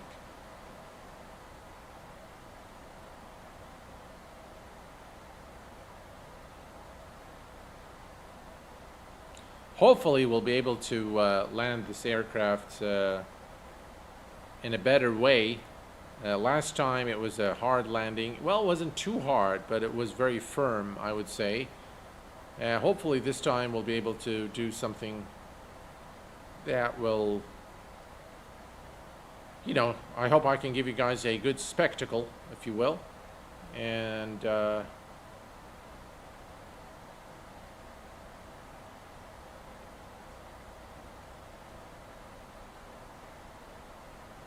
yeah. So if we look back at the add-ons that have been released for X-Plane 11, if you look, for example, at the SR20 and the SR22 by Hot Start, is it TorqueSim, beg your pardon, by TorqueSim, and then we look at, for example, the Concorde version 2, the Just Flight, the Just Flight BAE 146. Wow, it's just an amazing aircraft. Then you've got the I&I builds A310, the Felis 747, the Tolus A340, the FlyJSim Q4XP. Just really high fidelity aircraft for X-Plane this year. and they are all great, and they range from turboprops to a single engine to a jetliner to a 4-engine aircraft, you know, 2-engine jetliner. Just really the variety is something I really appreciate, and it makes really X-Plane a very competitive and very compelling platform. All right, here we go. This is top of descent, folks. We are getting pretty close now. And if we take a look here, we are gonna, all right, so what we need to do is we need to go to the Sim Toolkit Pro. Let's go to the landing information, ILS, CAT3, 110.3, 110.3. All right, so we're gonna set, this is set to VOR, and the minute you change this, it will automatically detect whether this is a VOR or an ILS. So we're going to click here, 110.3, and set it to the active. You can see now it has changed to ILS, and we're going to do the same. You see the same thing here. ILS has been set 110.3, and the course is 326. 326 degrees is the course. We will set that once we are closer, and we will change, of course, this to heading mode and get the aircraft to 3,000 feet, I believe. Let's go here. Okay, so we lost the connection. That's perfectly okay. We're just going to go to, oh, that's from a previous flight, it looks like. So let me go here and get the flight.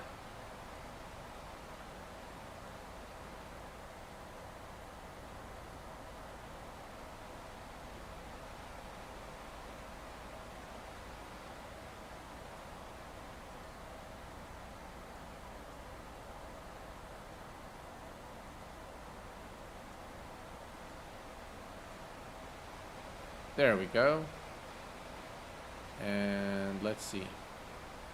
Approach 3,000. Perfect. All right. Let's take a look here once more. Let me close that. Let me close this. And that's the top of descent. All right, we're going to reduce our speed back to normal speed now as we approach top of descent. And we are going to set the altitude to 3,000.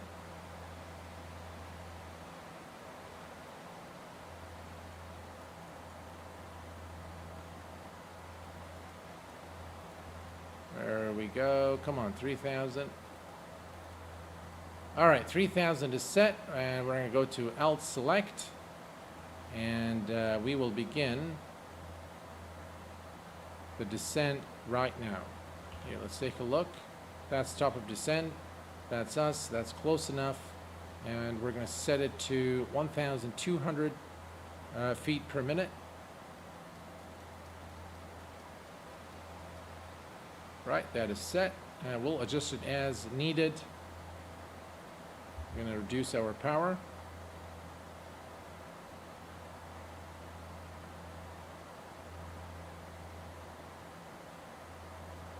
All right.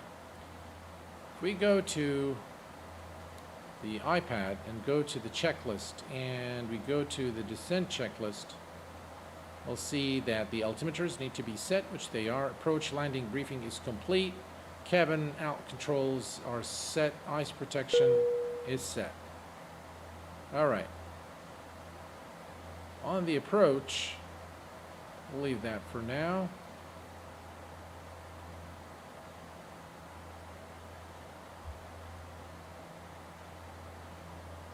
FS Boy 70, welcome to the Q8 Pilot channel. Appreciate you subscribing, my friend, and welcome to the stream. Please don't forget to enter the giveaway. Just type exclamation FlyJSim. You should be able to enter the giveaway, and we will be drawing the winner as soon as we land at our destination or airport in Poland.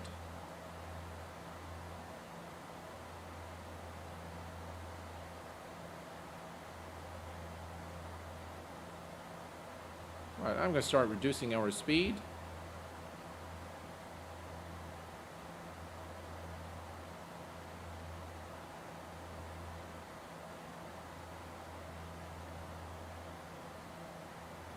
Sloan Blackburn, welcome, my friend. Atif Azhar, welcome. How are you, my friend? Glad to have you with us today. How are you doing?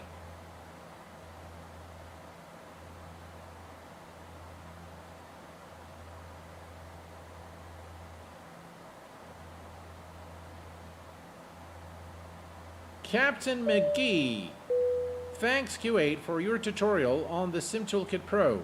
I'm slowly getting used to it for all my sim flights.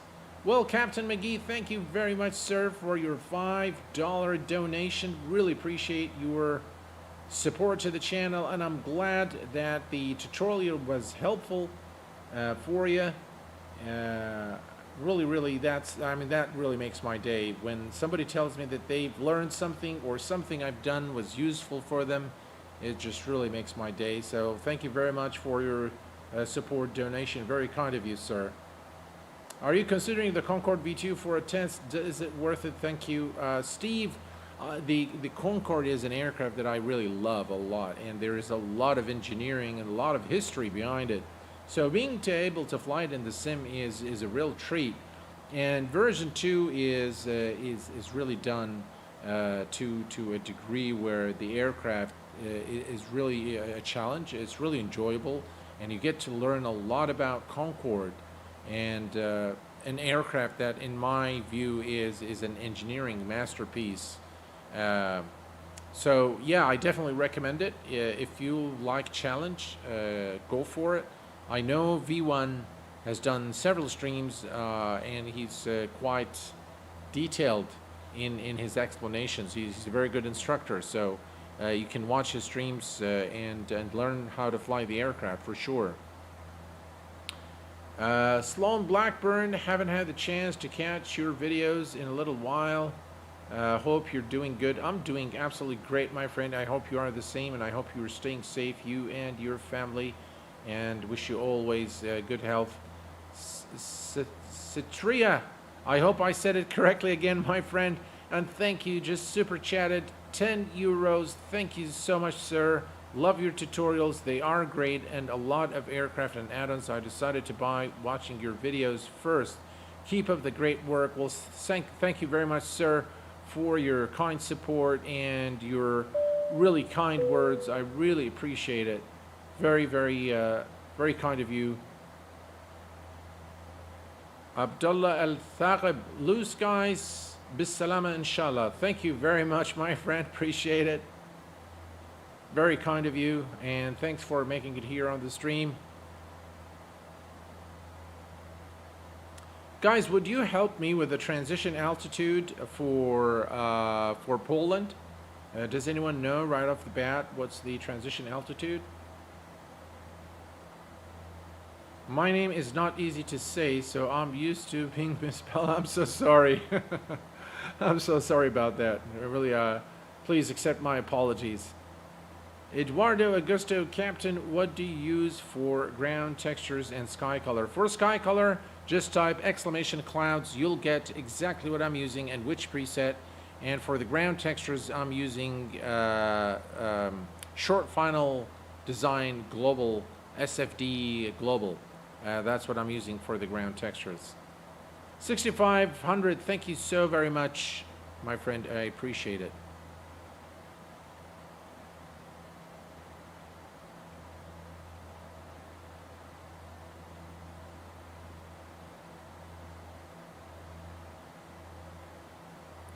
So I bought the A300-600 and the A340. Not a wise idea to trying to learn to fly Airbus with these two planes.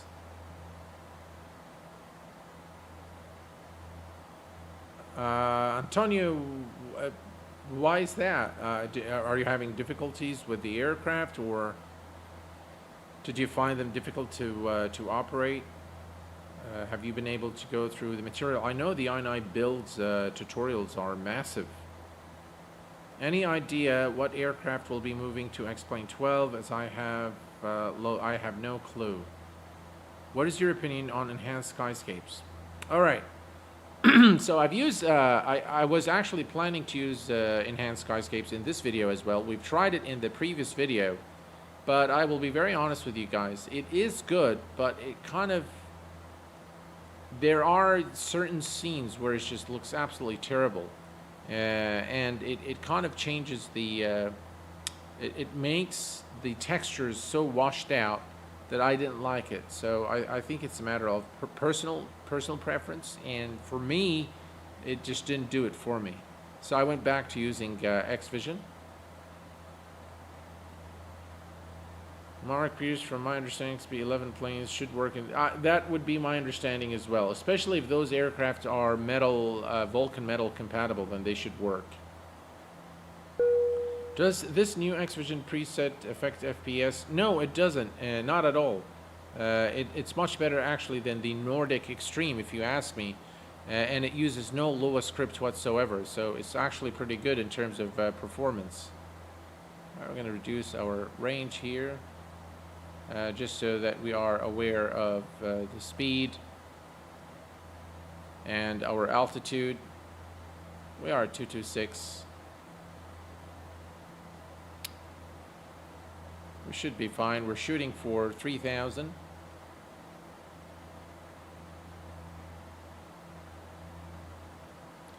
Where can you find the X-Vision presets? All right, so if you purchase X-Vision version 2, it will have a number of presets that ship out of the box with it.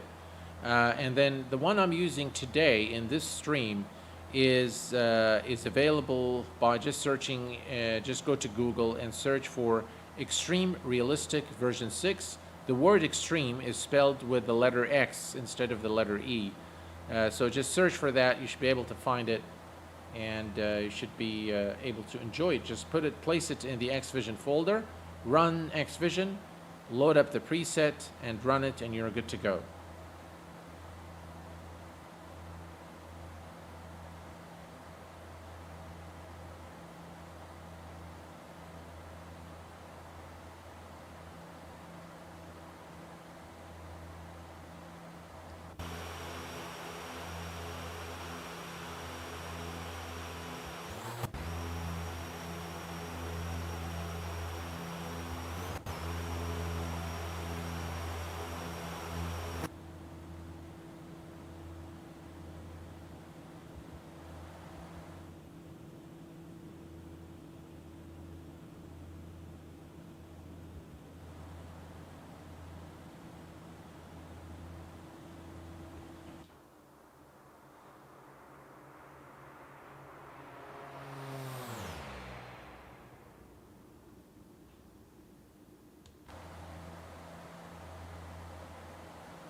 We're looking good in terms of our altitude and speed.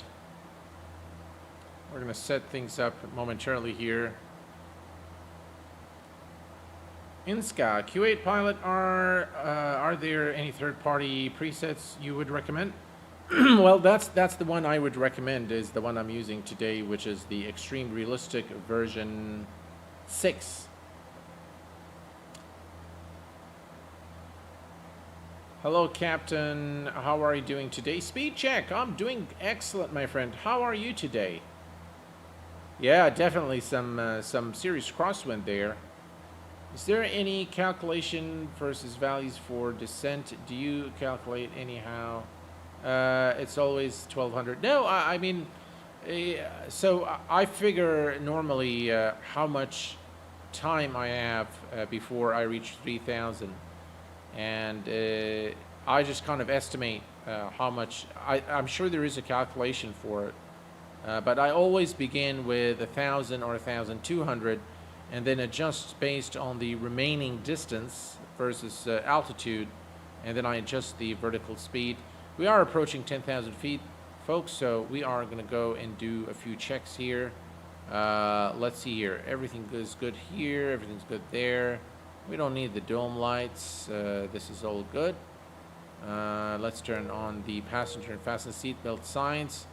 And we're going to turn on the landing lights. Landing lights, taxi lights are turned on. All the rest here is good. And let's go ahead and take a look here at the approach checklist. Altimeters are set. The lights are as required. Landing flaps, GWPS landing flaps 35. That is selected. Fuel transfer is off. Tank auxiliary pumps 1 and 2 are on. We're going to turn those on. And we are going to turn on the standby and PTU control on as well. Hydraulic pressure and quantity is checked, and passenger signs are now turned on. Caution warning lights are checked and cabin is secure, and the approach checklist is now complete. Perfect.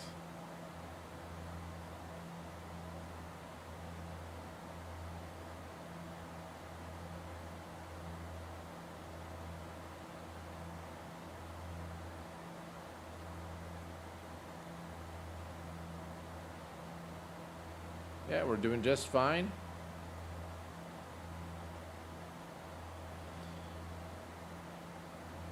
Have you had enough of enhanced skyscapes? Yeah, I've kind of gave up on it. I hope you will make a flight from GOBD to anywhere else. GOBD. Where is that speed check? I love it when the checklists are included in the aircraft, like the Zebo and this plane. Absolutely. I would suggest flaps 15 landing. Any reason for flaps 15? Should take a direct to final approach ILS.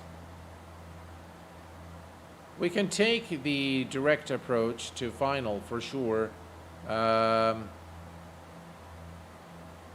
But, you know, let just the aircraft, you know, descend to 3,000. And maybe we'll fly direct once, you know, let me just reduce our speed here.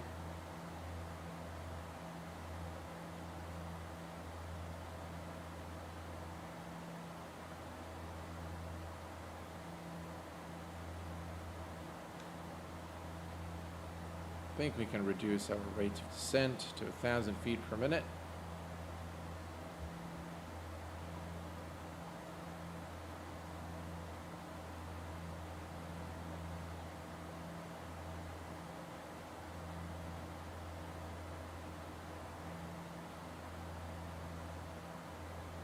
Thanks, Jankas. Appreciate it. I'm glad I'm flying into your homeland, your home city airport.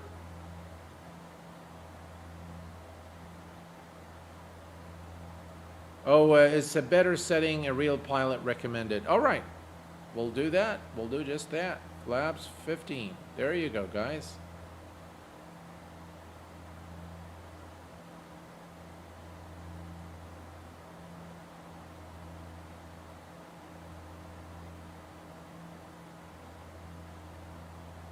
That is true. Yes, I agree with you that it is a long runway, and we have sufficient time to give flaps 15 a go. You will like it. I hope so. Does the Better Night Lewis script work with the X-Vision preset? Yes, sir. It works perfectly. Increased drag, increased fuel consumption. That is true. You will fly wider soon in X-Plane 11. We'll fly. Altimeter setting. Yep, we need to set the altimeter is 1013. So let's set that. 10. There you go. All right, altimeter is set.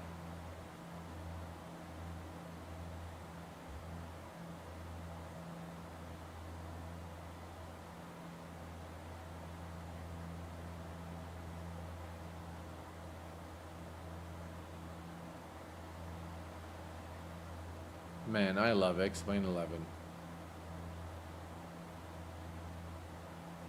Right, and we can reduce our rate of descent further.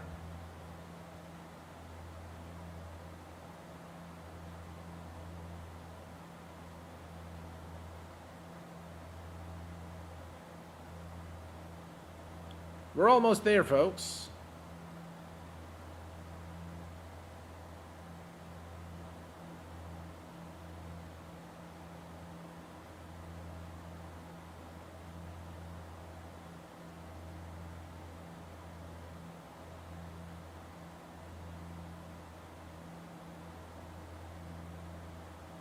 And we can reduce our rate of descent now to 500 feet per minute.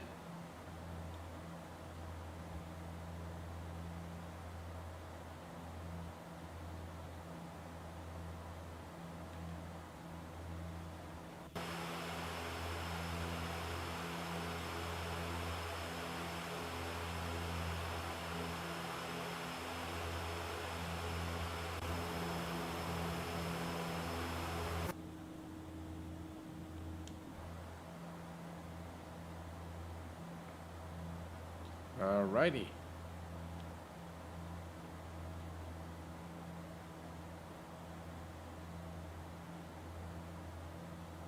That's the airport right there.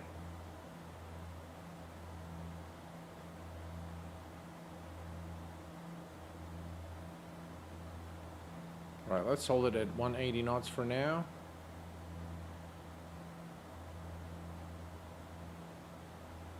And we are going to bring this here.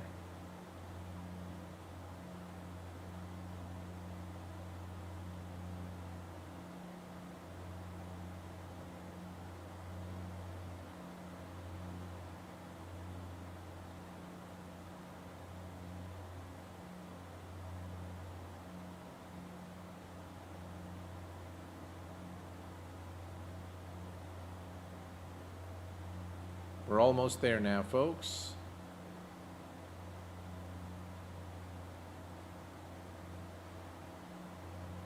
That's just really fantastic scene out of the cockpit. That's the altitude warning. We are 1,000 feet.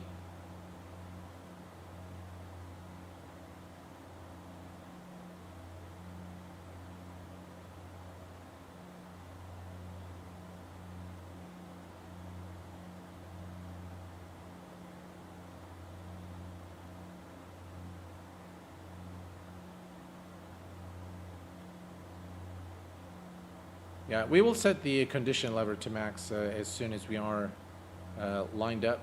That's the runway we're going to land at. We're just going to make a left and then a couple of right turns. Here, let's take a look at the outside.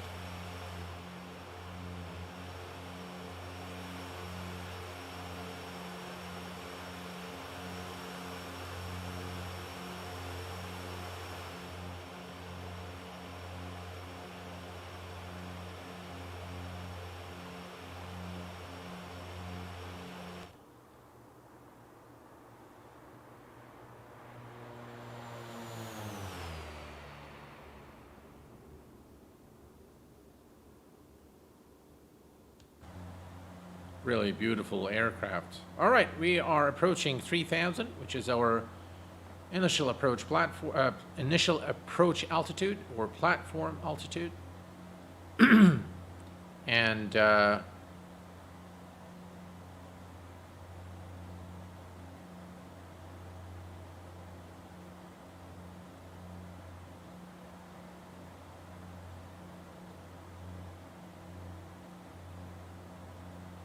right, here we go, 3,000 feet.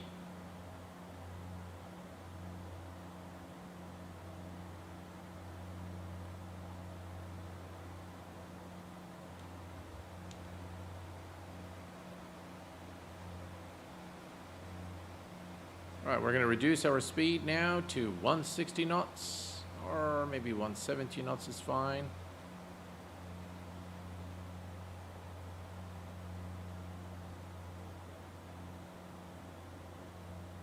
And we're going to maintain 3,000.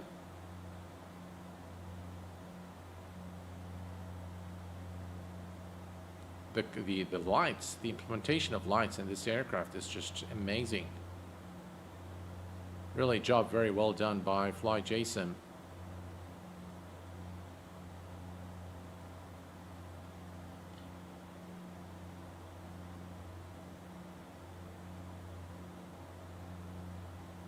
The giveaway has ended. I think 2 hours have elapsed, so I've set it to be available for 2 hours, and the 2 hours are up, so we will draw the winners shortly.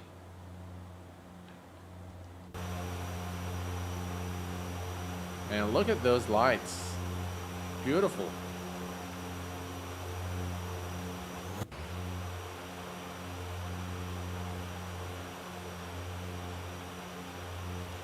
Here's some cinematic views for you guys.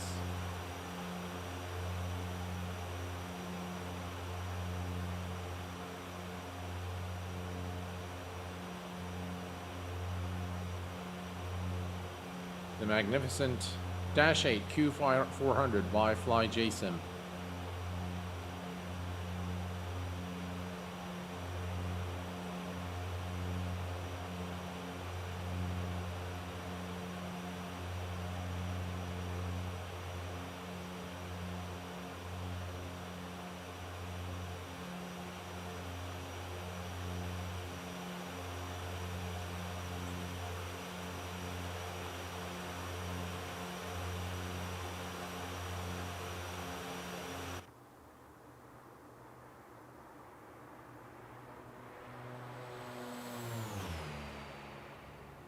Gotta love it.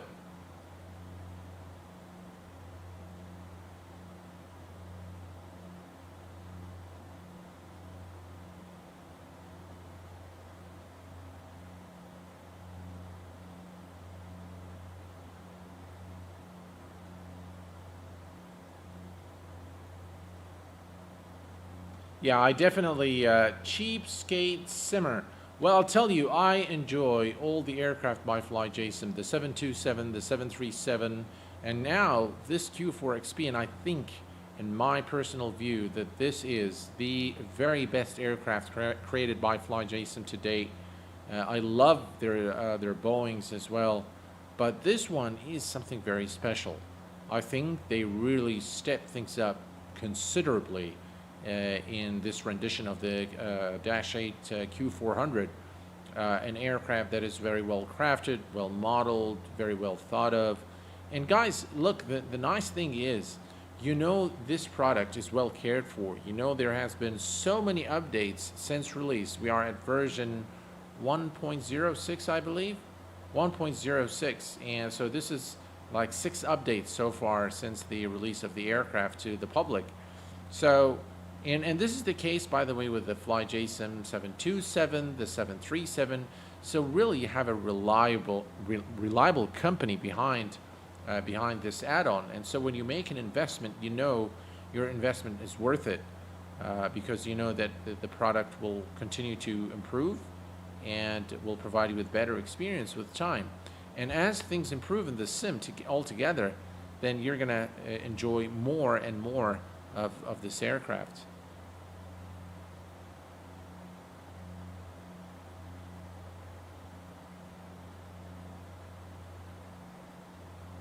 I definitely recommend a yoke if you want to really enjoy this aircraft. Yes, definitely I would recommend a yoke for the full experience.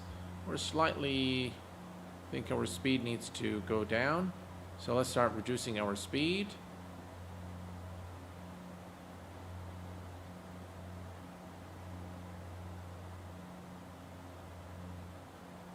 All right, and we are going to change our heading to runway heading, which is 330, right there.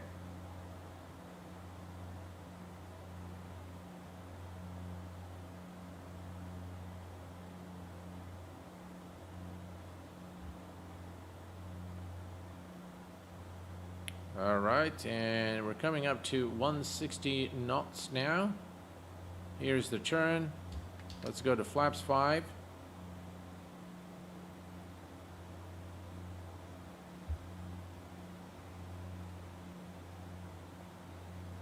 And we're going to maintain 3,000.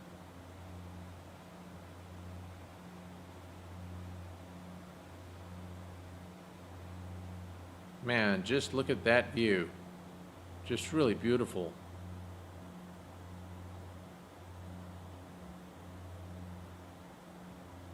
All right, we're going to put the condition levers to max.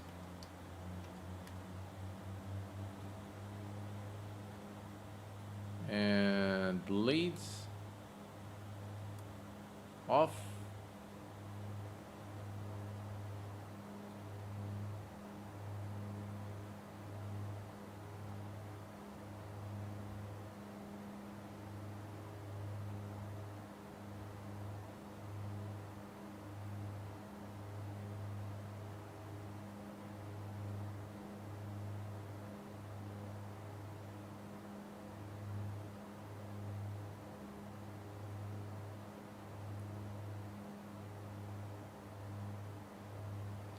right, here's our final turn here. Let's go ahead and reduce the range slightly.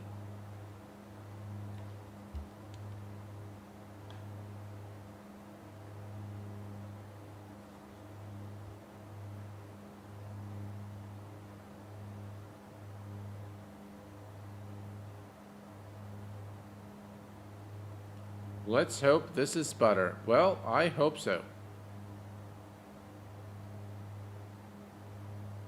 All right, so here's what we're going to do now.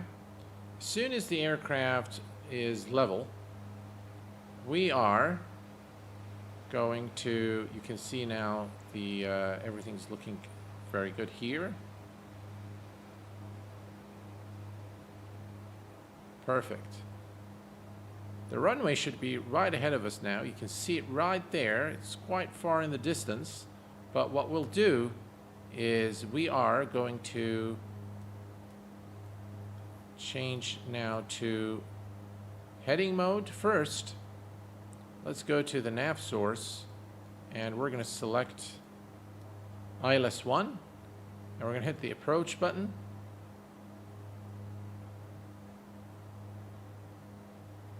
Localizer is captured.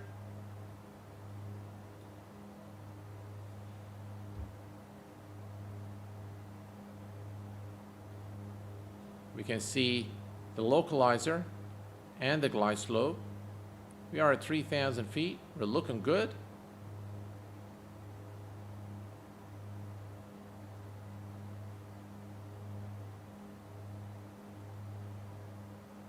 We're going to maintain the current speed, flap settings, and altitude. You can see the needle now starting to move slowly downwards.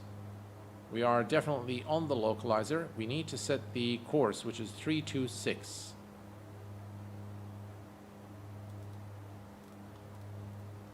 Three, 2, 6 is set.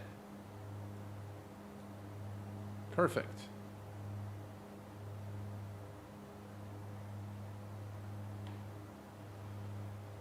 All right, let's do the landing checklist. Landing gear is, we're still not there, so we'll do it in a second. All right, not time yet for the landing checklist, but we should begin shortly. Thank you, Fredo. Appreciate it, my friend. I hope I can butter this for you guys. How about the Saab 340A? It's an excellent aircraft, my friend. A bit dated, if you ask me, but still an excellent aircraft. Beautiful sounds, again, the modeling. But I think it uses the default X-plane FMC. So, yeah, but it's still a pretty good aircraft. It's one of the best, actually, for X-plane, if you ask me. So definitely, I highly recommend it. It's an incredible aircraft. The sounds, the modeling, the way it flies, the way it handles up in the air is just fantastic.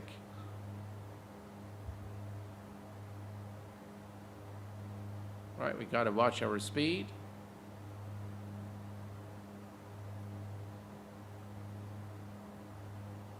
You can see the runway ahead of us now.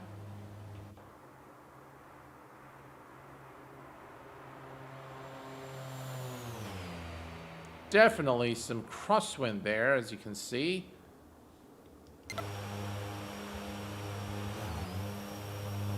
Man, you gotta love this view.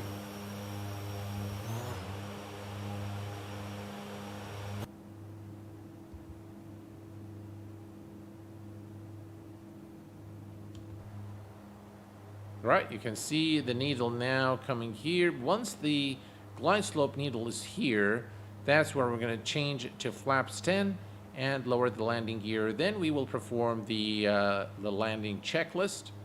We're still looking good. We need some speed there.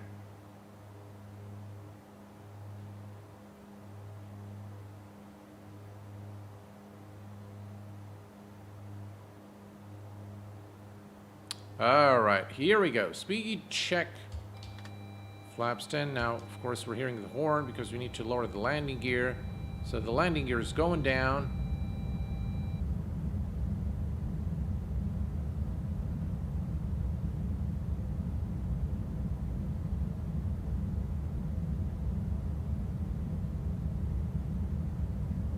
All right. The landing checklist, down, 3 greens, flaps are set. Condition levels 10-20. Bleed airs as required.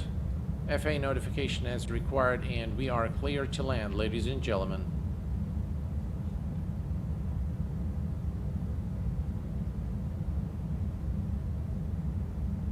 All right, I'm gonna go to flaps 15. Flaps 15 is set.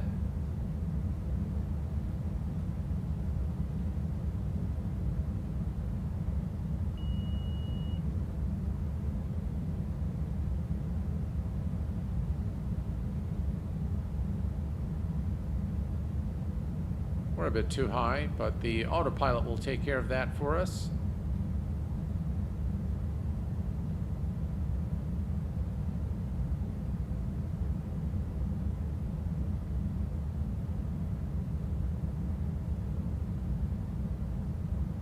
We're looking good on the glide slope and the localizer.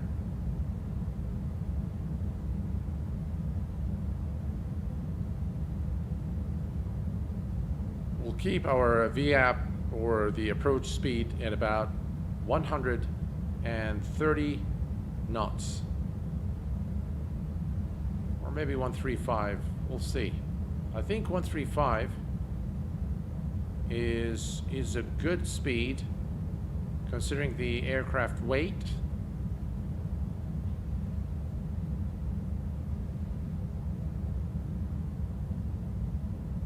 What an approach. Beautiful.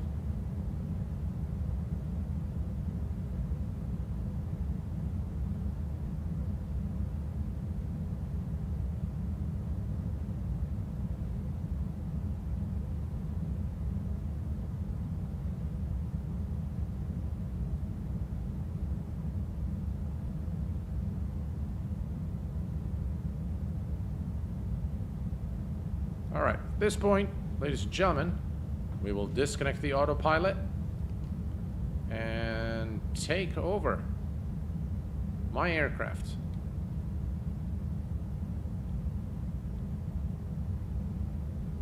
Approaching 3-3.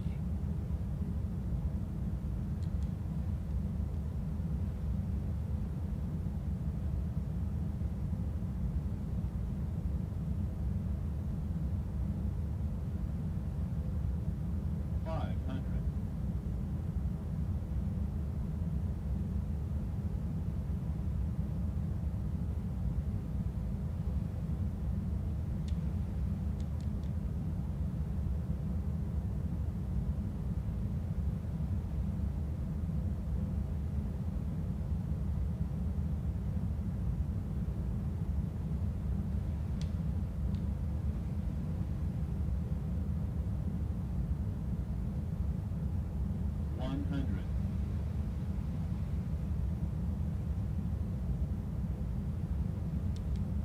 50, 40, 30, 20, 10. Long landing. Long landing. 2,000.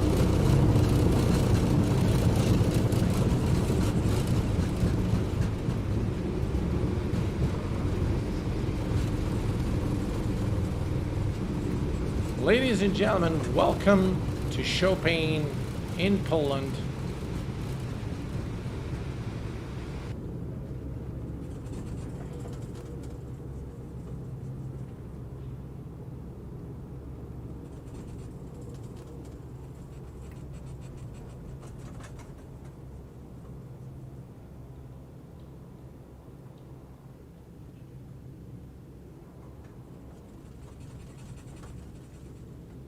And we've made it safely. We'll take a look at the landing rate in a minute. Let's retract the flaps. And landing lights off. We'll leave the taxi on for now. Let's go ahead and start the APU.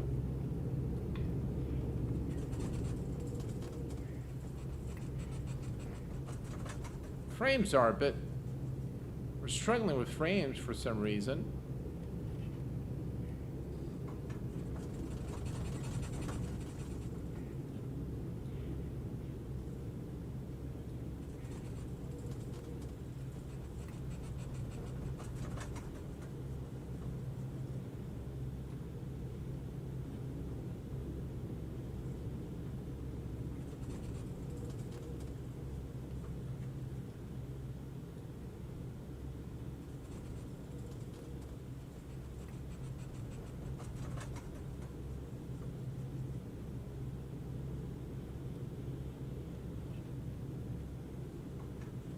Yeah, the frames are definitely suffering for some reason. I'm not sure why.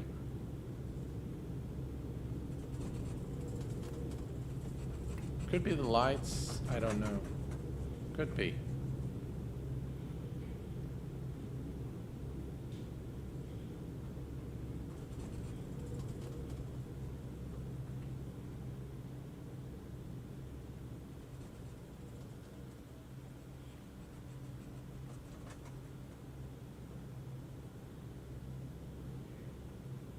Alrighty.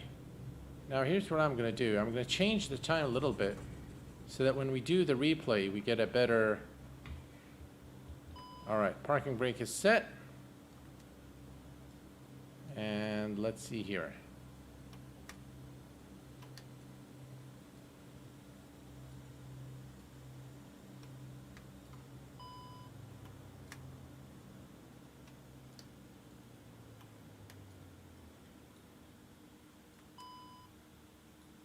Perfect. All right. Let's change the time a bit so we can have a nicer sort of replay of the landing. All right, let's do a replay. But before we do so, minus 71 FPM. That's pretty good. Yeah, I'm real happy with that. All right, let's go ahead and start.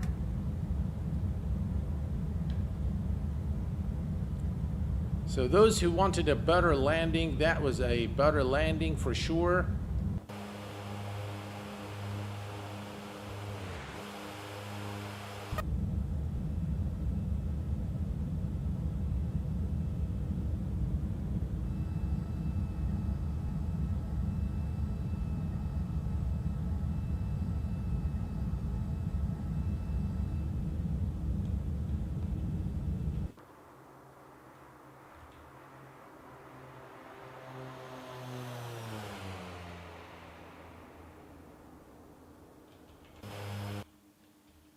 That's a tower view. Man, look at that aircraft. Just absolutely beautiful.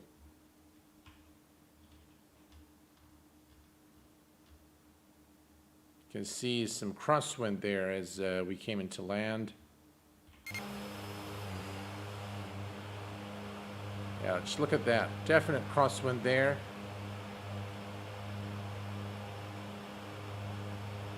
Just look at that view. Beautiful approach into Chopin in Poland.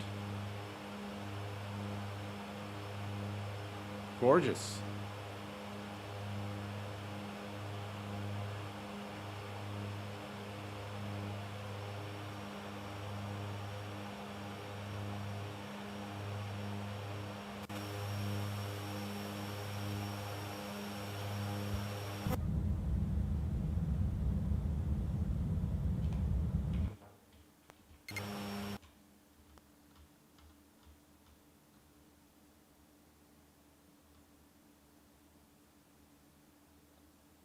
Beautiful aircraft, really.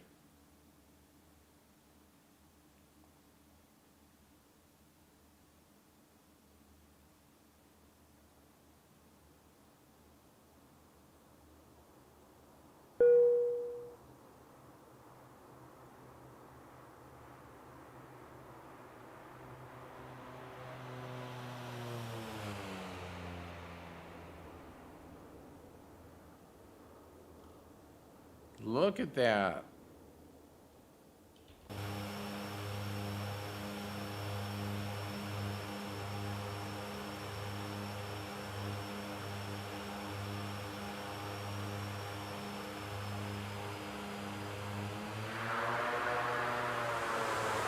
bit off the center line, but overall, I like this landing. I like this aircraft, and I'm happy with what we've done. Yeah, how about we do another one here? Let's do a quick, another replay here, maybe shorter, yeah, right there. 500.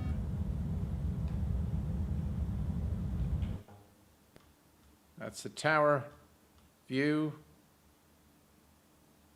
Man, just look at that, beautiful.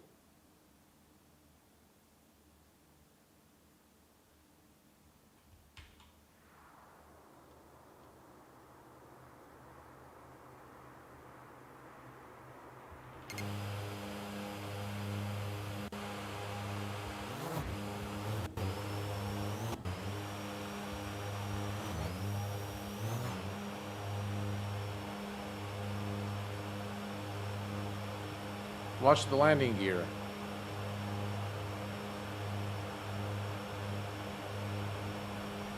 Wow, see that animation? That's pretty cool.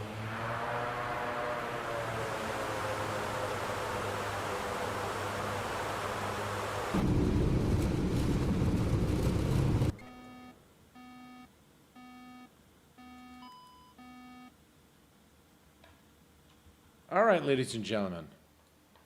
The time has come for us now to find out who has won the giveaway. And we'll just set it right there.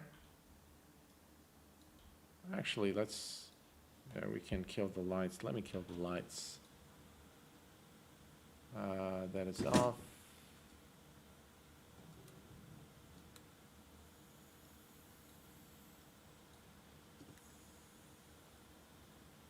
All right, so everything's running on APU now.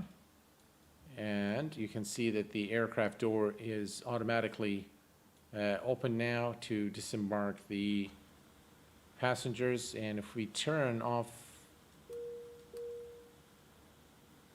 and come here and say start unloading. All right, deplaning. Perfect. All right. Now we are going to begin. All right, I'm going to go ahead now and bring up Streamlab OBS so that we can see who the winner is. Let's see.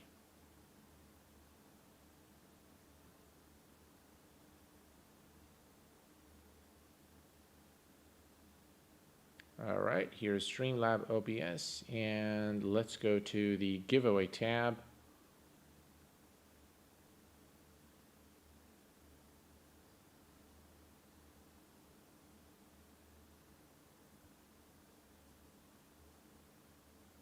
Perfect. And giveaways. All right, so let me give you the final number of entries into this giveaway. We've had, ladies and gentlemen, 401 users enter this giveaway, and the moment of truth has arrived, and we are going to pick a winner. 3, 2, 1, pick a winner, and the winner is Alex. Is it Leftod? Alex Leftod or Iftod? I'm sorry if I mispronounced your name. Alex, if you're there, if you can just type a message here on chat to acknowledge that you have won and that you've acknowledged that you have won. I'm going to wait for Alex.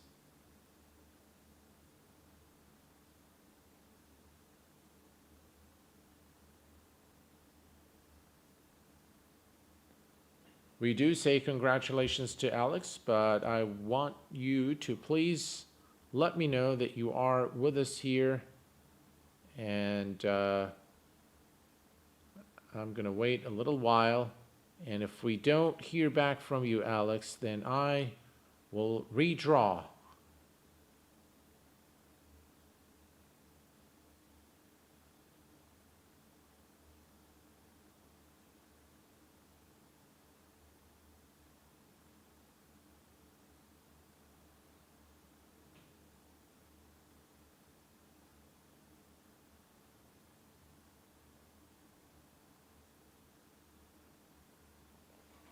All right.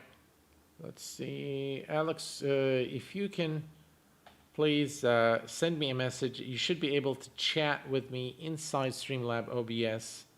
If you just click on the link.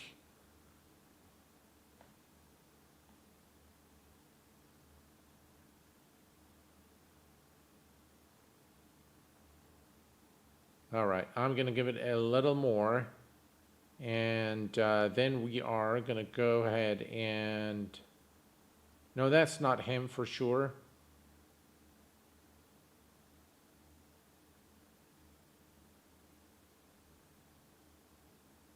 All right, so the name of the right Alex is Alex Iftod or Liftod. I think it's Liftod. Alex Liftod. The last name is spelled L-F-T-O-D-E. Alex Liftod. So if you are there, Alex, please let us know.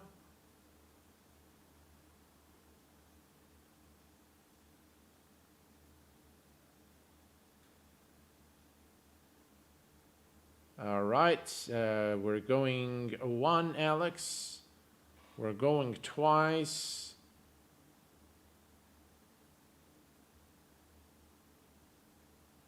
Well, if he's not here, then we are going to pick another winner. So here we go, guys. 3, 2, 1. Pick a winner. And the winner is Joe J. O. Joe J. O. is the winner. Joe J. O., if you are there, please identify yourself in the chat and let me know.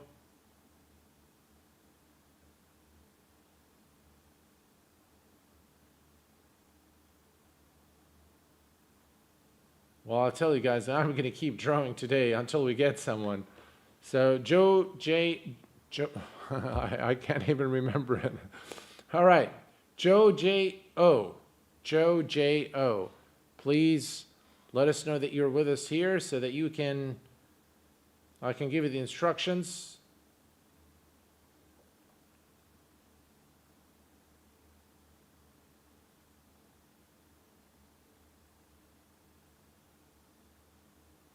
Joe J. Joe. And we still haven't heard from Joe J. O. Joe J. O. Still not with us.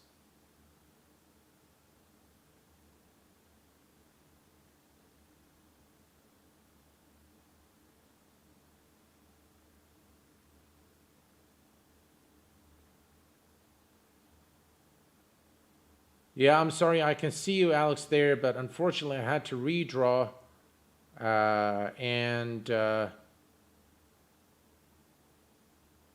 But if Alex is back and Joe J. O. does not come back to me, then Alex is the winner. There's no need to redraw. All right, going once, going twice.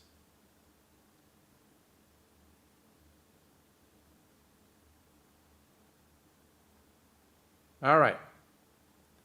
There's no need to redraw, guys. I think Alex is there. So Alex is back. Alex Liftod is with us now. And all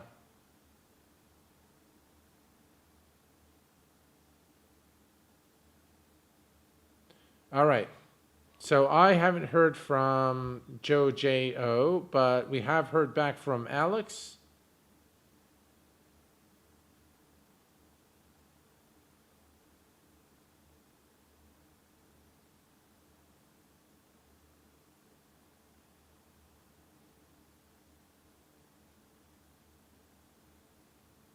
All right, so congratulations to Alex Liftod for winning the giveaway here on the Q8Pilot channel.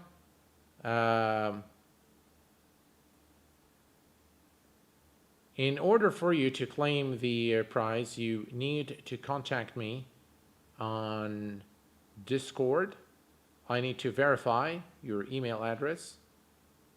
I think you should redraw. That is getting confusing. All right. You guys let me know what I need to do, and I will do it. If you guys feel that I need to redraw, please let me know. Oh, is it? Is it fake Alex? Yeah, it looks like it is because I'm not getting anything in the chat in Streamlabs OBS. So if the right user must send me a chat inside Streamlabs OBS. I'll be able to see your chat there. If I can't see it, I don't know. All right. We are going to redraw, guys. Since this is what you all are asking me to do, I think it's only fair that we do it. So he deserves it for creativity. Yeah. All right. Here we go. We're having a ball tonight with this. All right. Here we go. Let's pick another winner. 3, 2, 1. Pick a winner.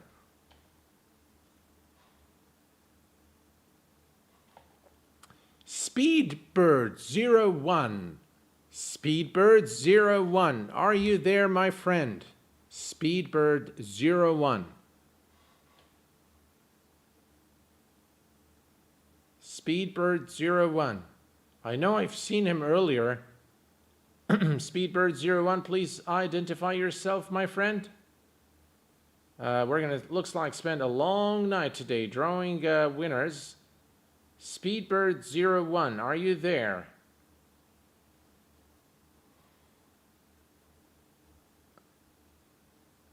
Speedbird01.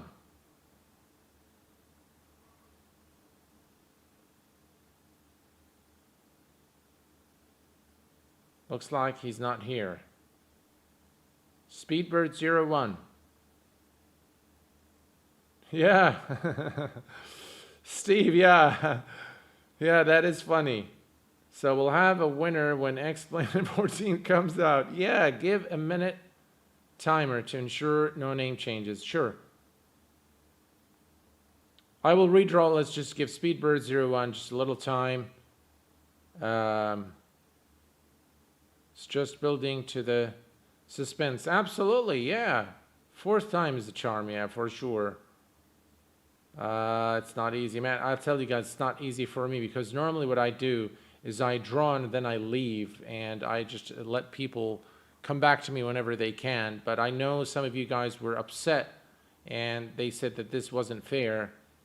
And of course, yeah, I mean, I'd expect you guys at least to be here for the draw. I mean, if you don't want to watch the stream, that's perfectly fine. But at least come the last 5 minutes, you might be the winner. All right, we've done 3, guys, and it's getting really interesting, and I'm getting really sleepy.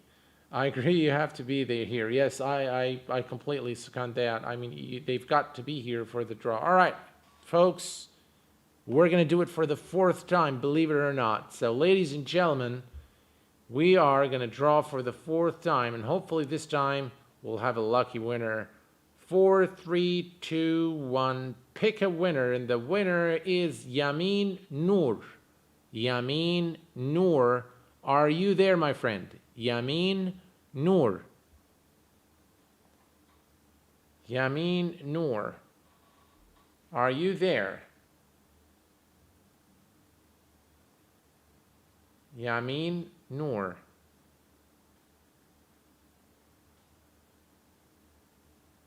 Yamin Noor, you have won, my friend. Please identify yourself. Not here.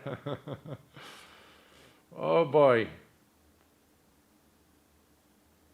Yamin Noor.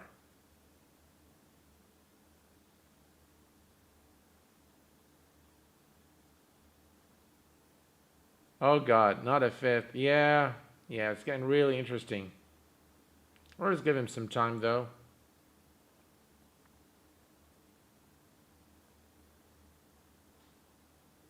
Yamin Noor doesn't seem to be there.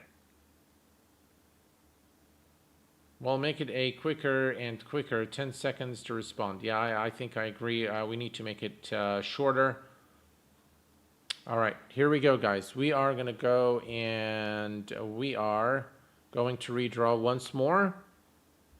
All right, for the 5th time, ladies and gentlemen, let's see who's going to win the Q8 Pilot giveaway courtesy of FlyJSim. Pick the winner. The winner is the Raptor 668. The Raptor 668. Are you there, my friend? The Raptor 668 has won a copy of the FlyJSim. The Raptor 668, please come back to me and let me know. Just acknowledge so that I can confirm the winner. The Raptor 668. Not here.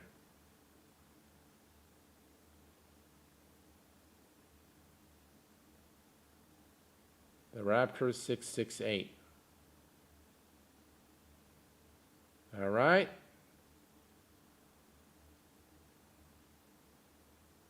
The Raptor 668 is not there.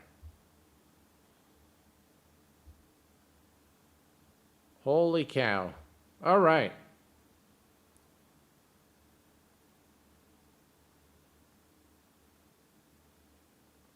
All right, folks, here's what we're going to do. We're going to redraw, and 3, 2, 1, pick a winner, and the winner is PixelFan74. PixelFan74, are you there?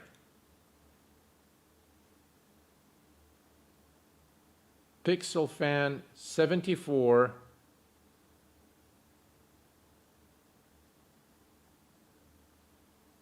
PixelFan74. Aha, I think I see PixelFan74. I'm here. PixelFan74, congratulations, my friend. After the 6th time, we finally have a winner. PixelFan74. Congratulations, I can see your chat in Streamlab OBS. And I can confirm that we finally have a winner. I do apologize for those who missed out and that were actually selected but missed out. And congratulations to PixelFan74. My friend, all you need to do now is send me your email address that is associated with the Explain org at info@q8pilot.com, or direct message me on my Discord, and I will take care of the aircraft for you. It should be actually added to your account, and once that happens, I will let you know. Congratulations once more, PixelFan74, on winning the Q8 Pilot giveaway courtesy of FlyJSim. And I hope that you thoroughly enjoy this remarkable add-on for X-Plane 11. Ladies and gentlemen, until next time, please take care of yourselves and each other. Stay safe. And thanks for tuning in today. I'll see you all very soon. Bye-bye for now, and have a pleasant night.